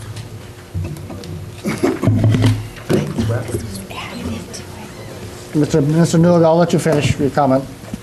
Yes, I had 2 slight changes to the document, which made sure that the county engineer and the city engineer could make those changes, provided the increases did not exceed the total approved budget, project budget. And I'm asking for some relief from the chair to... I'll move to reconsider so that we can consider those issues, please. Second. Motion by Mr. McGinty to reconsider. Did you vote in the affirmative? As prevailing. Yes, okay. Ms. Holyfield, second. Okay, motion to reconsider. I request a roll call. Roll call. Is there any further discussion? The motion is to reconsider the motion the main motion on the Olympia Drive. Reconsider that, okay? This is just a motion to reconsider, so it'll bring it back to the floor. If you vote yes, you vote to bring it back to the floor. Roll call. Ms. Petrie? We're reconsidering the main motion. I thought what Mr. Nudo was providing were... We are, if we're voting to bring it back to the floor. So we can May I? insert. My motion is to reconsider so that we can talk about Alan's suggestion. That brings it back to the floor, though. Roll call. Carter. Cowart. Esri. Holderfield. Yes. James. Yes. Jay. Yes. Jones. Yes. Kurtz. Yes. Langenheim. No. McGinty. Yes. Michaels. Yes. Mosier. Yes. Nudo. Yes. O'Connor. Yes. Petrie. Yes. Quisenberry. Yes. Richards. Yes. Rosales. Yes. Sapp. Yes. Schrader. Yes. Alex. Yes. Ammons. Anderson. Benzel. Yes. Bergson. Betts. No. Weibel. No, motion carries. Main motion is back on the floor. Mr. Nudo? Yes, I thank the body for the reconsideration. I'm sorry I missed the timing of it. The only thing these 2 things do is add to the 2 paragraphs. Actually, Mr. Nudo, I'd ask you to make the amendment, if you plan to make the amendment first before you discuss it. Oh. Required under Roberts. Not as old as you. I would make the motion that we add the 2 provisions in paragraph 5A and B that is highlighted in bold in front of everybody's desk. Second. Second by Mr. Jones. Okay, go ahead and discuss it, Mr. Thank you. Paragraph 9 of this document outlines the fact that the body must be, if there's a cost overrun, based on if money runs out from what we expect to be fully paid for, we may have to pay for this out of pocket. But paragraph 5A and B is beyond, is in front of that. This is different from paragraph 9. And so all I'm adding in there is that these 2 people, the lead agency, shall also obtain written authorization from the Champaign city engineer and the county engineer, not our board, should the lead agency determine that it is necessary for any reason to increase the cost of the contracts, provided the increases do not exceed the total approved project budget. So it's different from paragraph 9 and could conceivably happen. Discussion. Mr. Alex. Al, I'm not sure I understand what you're trying to say here, because as I read it, this says they have to get authorization if the increases don't exceed the project budget, which I think is probably not what you're trying to say.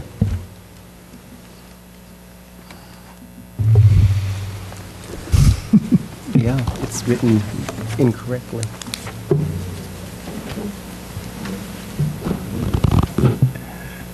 Yeah, strike do not.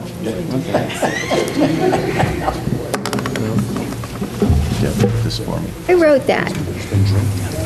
It gives authority to the city engineer and county engineer to make changes as long as the changes that's do right. not exceed the total project budget. If the changes exceeded the total project budget, then they would not have the authority to make them. Mr. Chairman? Mr. Betts. I guess the question I have is, does the city of Urbana have any problem with this language? According to communications, Mr. Munson, no, but I'd ask Mr. Gray perhaps, or Ms. Pressing to indicate by movement. They do not object. Okay.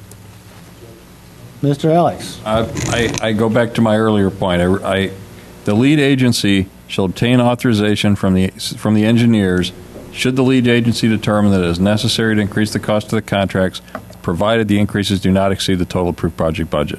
To me, that says they'll obtain written authorization unless the increases exceed the total approved project budget, in which case they don't need written authorization. Is that how this is intended to read?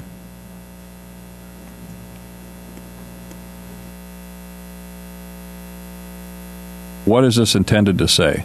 I think it's intended to say that the engineers have the authority to approve these changes as long as it doesn't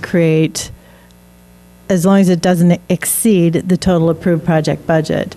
And what's not stated what happens is if it does? then they don't have the authority. They would have to go back to their governing bodies and that's set out in paragraph 9, I think. Yes. What that requires an amendment to the agreement, which has to be approved by the governing boards, not by the engineers themselves. See what you're saying? I think what you want to say is not to tack this on to the end of the sentence, but to say something like, if the increases exceed the total approved project budget, you have to follow the procedure in paragraph 9, or however you want to say this. But Well, you have to follow paragraph 9 no matter what. It's all part of the contract. I'm going to vote against this as it's written. Further discussion. Paragraph. Okay, let's have a roll call on this one. Wait. Wait, somebody say wait. No, Mr. Noodle. Paragraph 9 only outlines if the project is exceeded, that they have to come to us if certain other agencies cannot pay for it. Paragraph 9 is different from this.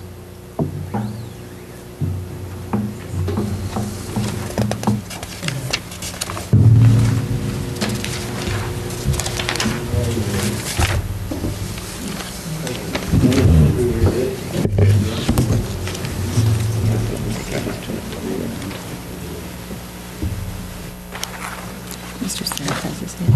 Pardon?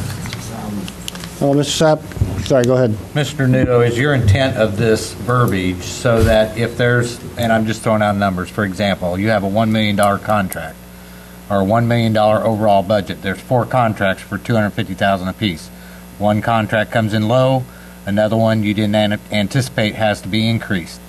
The engineers could do that without coming back to the board as long as it did not exceed the That's overall correct. budget. That is correct. That is the reasoning for this verbiage. The other verbiage in the paragraph 9 would indicate that if the overall budget is going to be increased, then it has to come back to the board. Correct. This just gives the engineers an opportunity to adjust funds within the overall budget. Like we shift between accounts.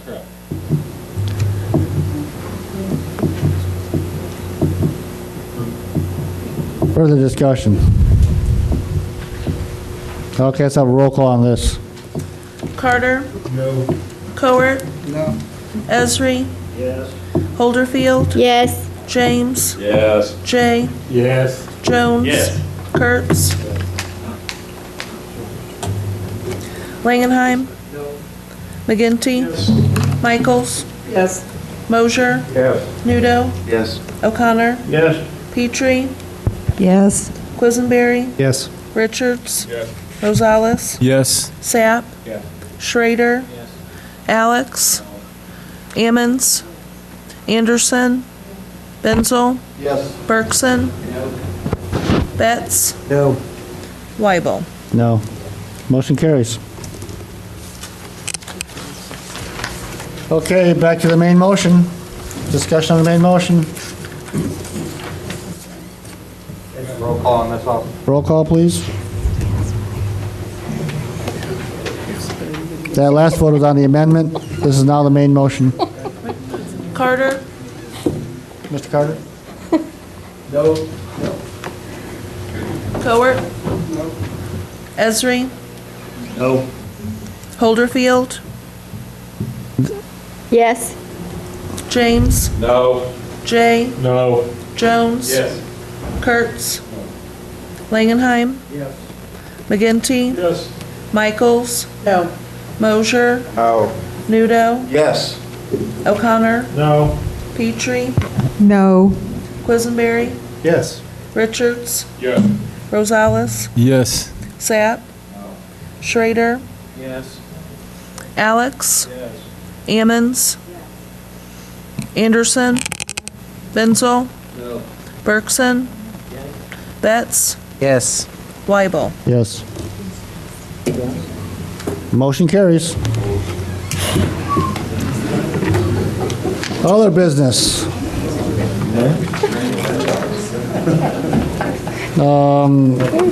Mr. McGinty, could you move item 16A since you're the chair of the Labor Committee? I recommend adoption of resolution number 7690 approving memorandum of understanding for AFSCME General Unit wage reopener, and I so move. Second. Second by Mr. Langenheim. Discussion. Discussion of resolution 7690.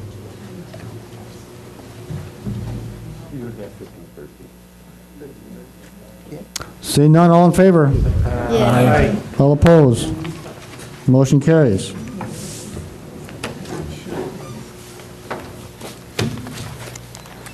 What's item B? Pardon? Tom, could you move item B? So my annual review of closed session minutes. Are there any that are going to be opened? I move that we follow the advice of the state's attorney and keep them closed. Second. Second by Ms. Holderfield. Discussion. All in favor? Aye. All opposed? Aye. Motion carries. Move approval of the closed session minutes for January 27th, 2011 and March 17th, 2011. Second. Second by Mr. Quisenberry. Discussion? All in favor? Aye. All opposed? Motion carries. I move that we enter into an executive session pursuant to 5 ILCS 120/2C2 to consider collective negotiating matters between Champaign County and its employees or their representatives. I further move that the following individuals remain present: the county administrator, county's legal counsel, recording secretary, and I so move. Second. Second by Ms. Holderfield. Roll call. Carter? Cowart? Esri? Yes. Holderfield? Yes. James? No. Jay? Yes. Jones? Kurtz? Langenheim? McGinty? Michaels? Mosher? No. Nudo? Yes. O'Connor? No. Petrie? Yes. Quisenberry? Yes. Richards? Rosales? Yes. Sapp? Schrader? Alex? Yes. Ammons? Anderson? Benzel? Bergson? Betts? Weibel? Yes, motion carries. We're in closed.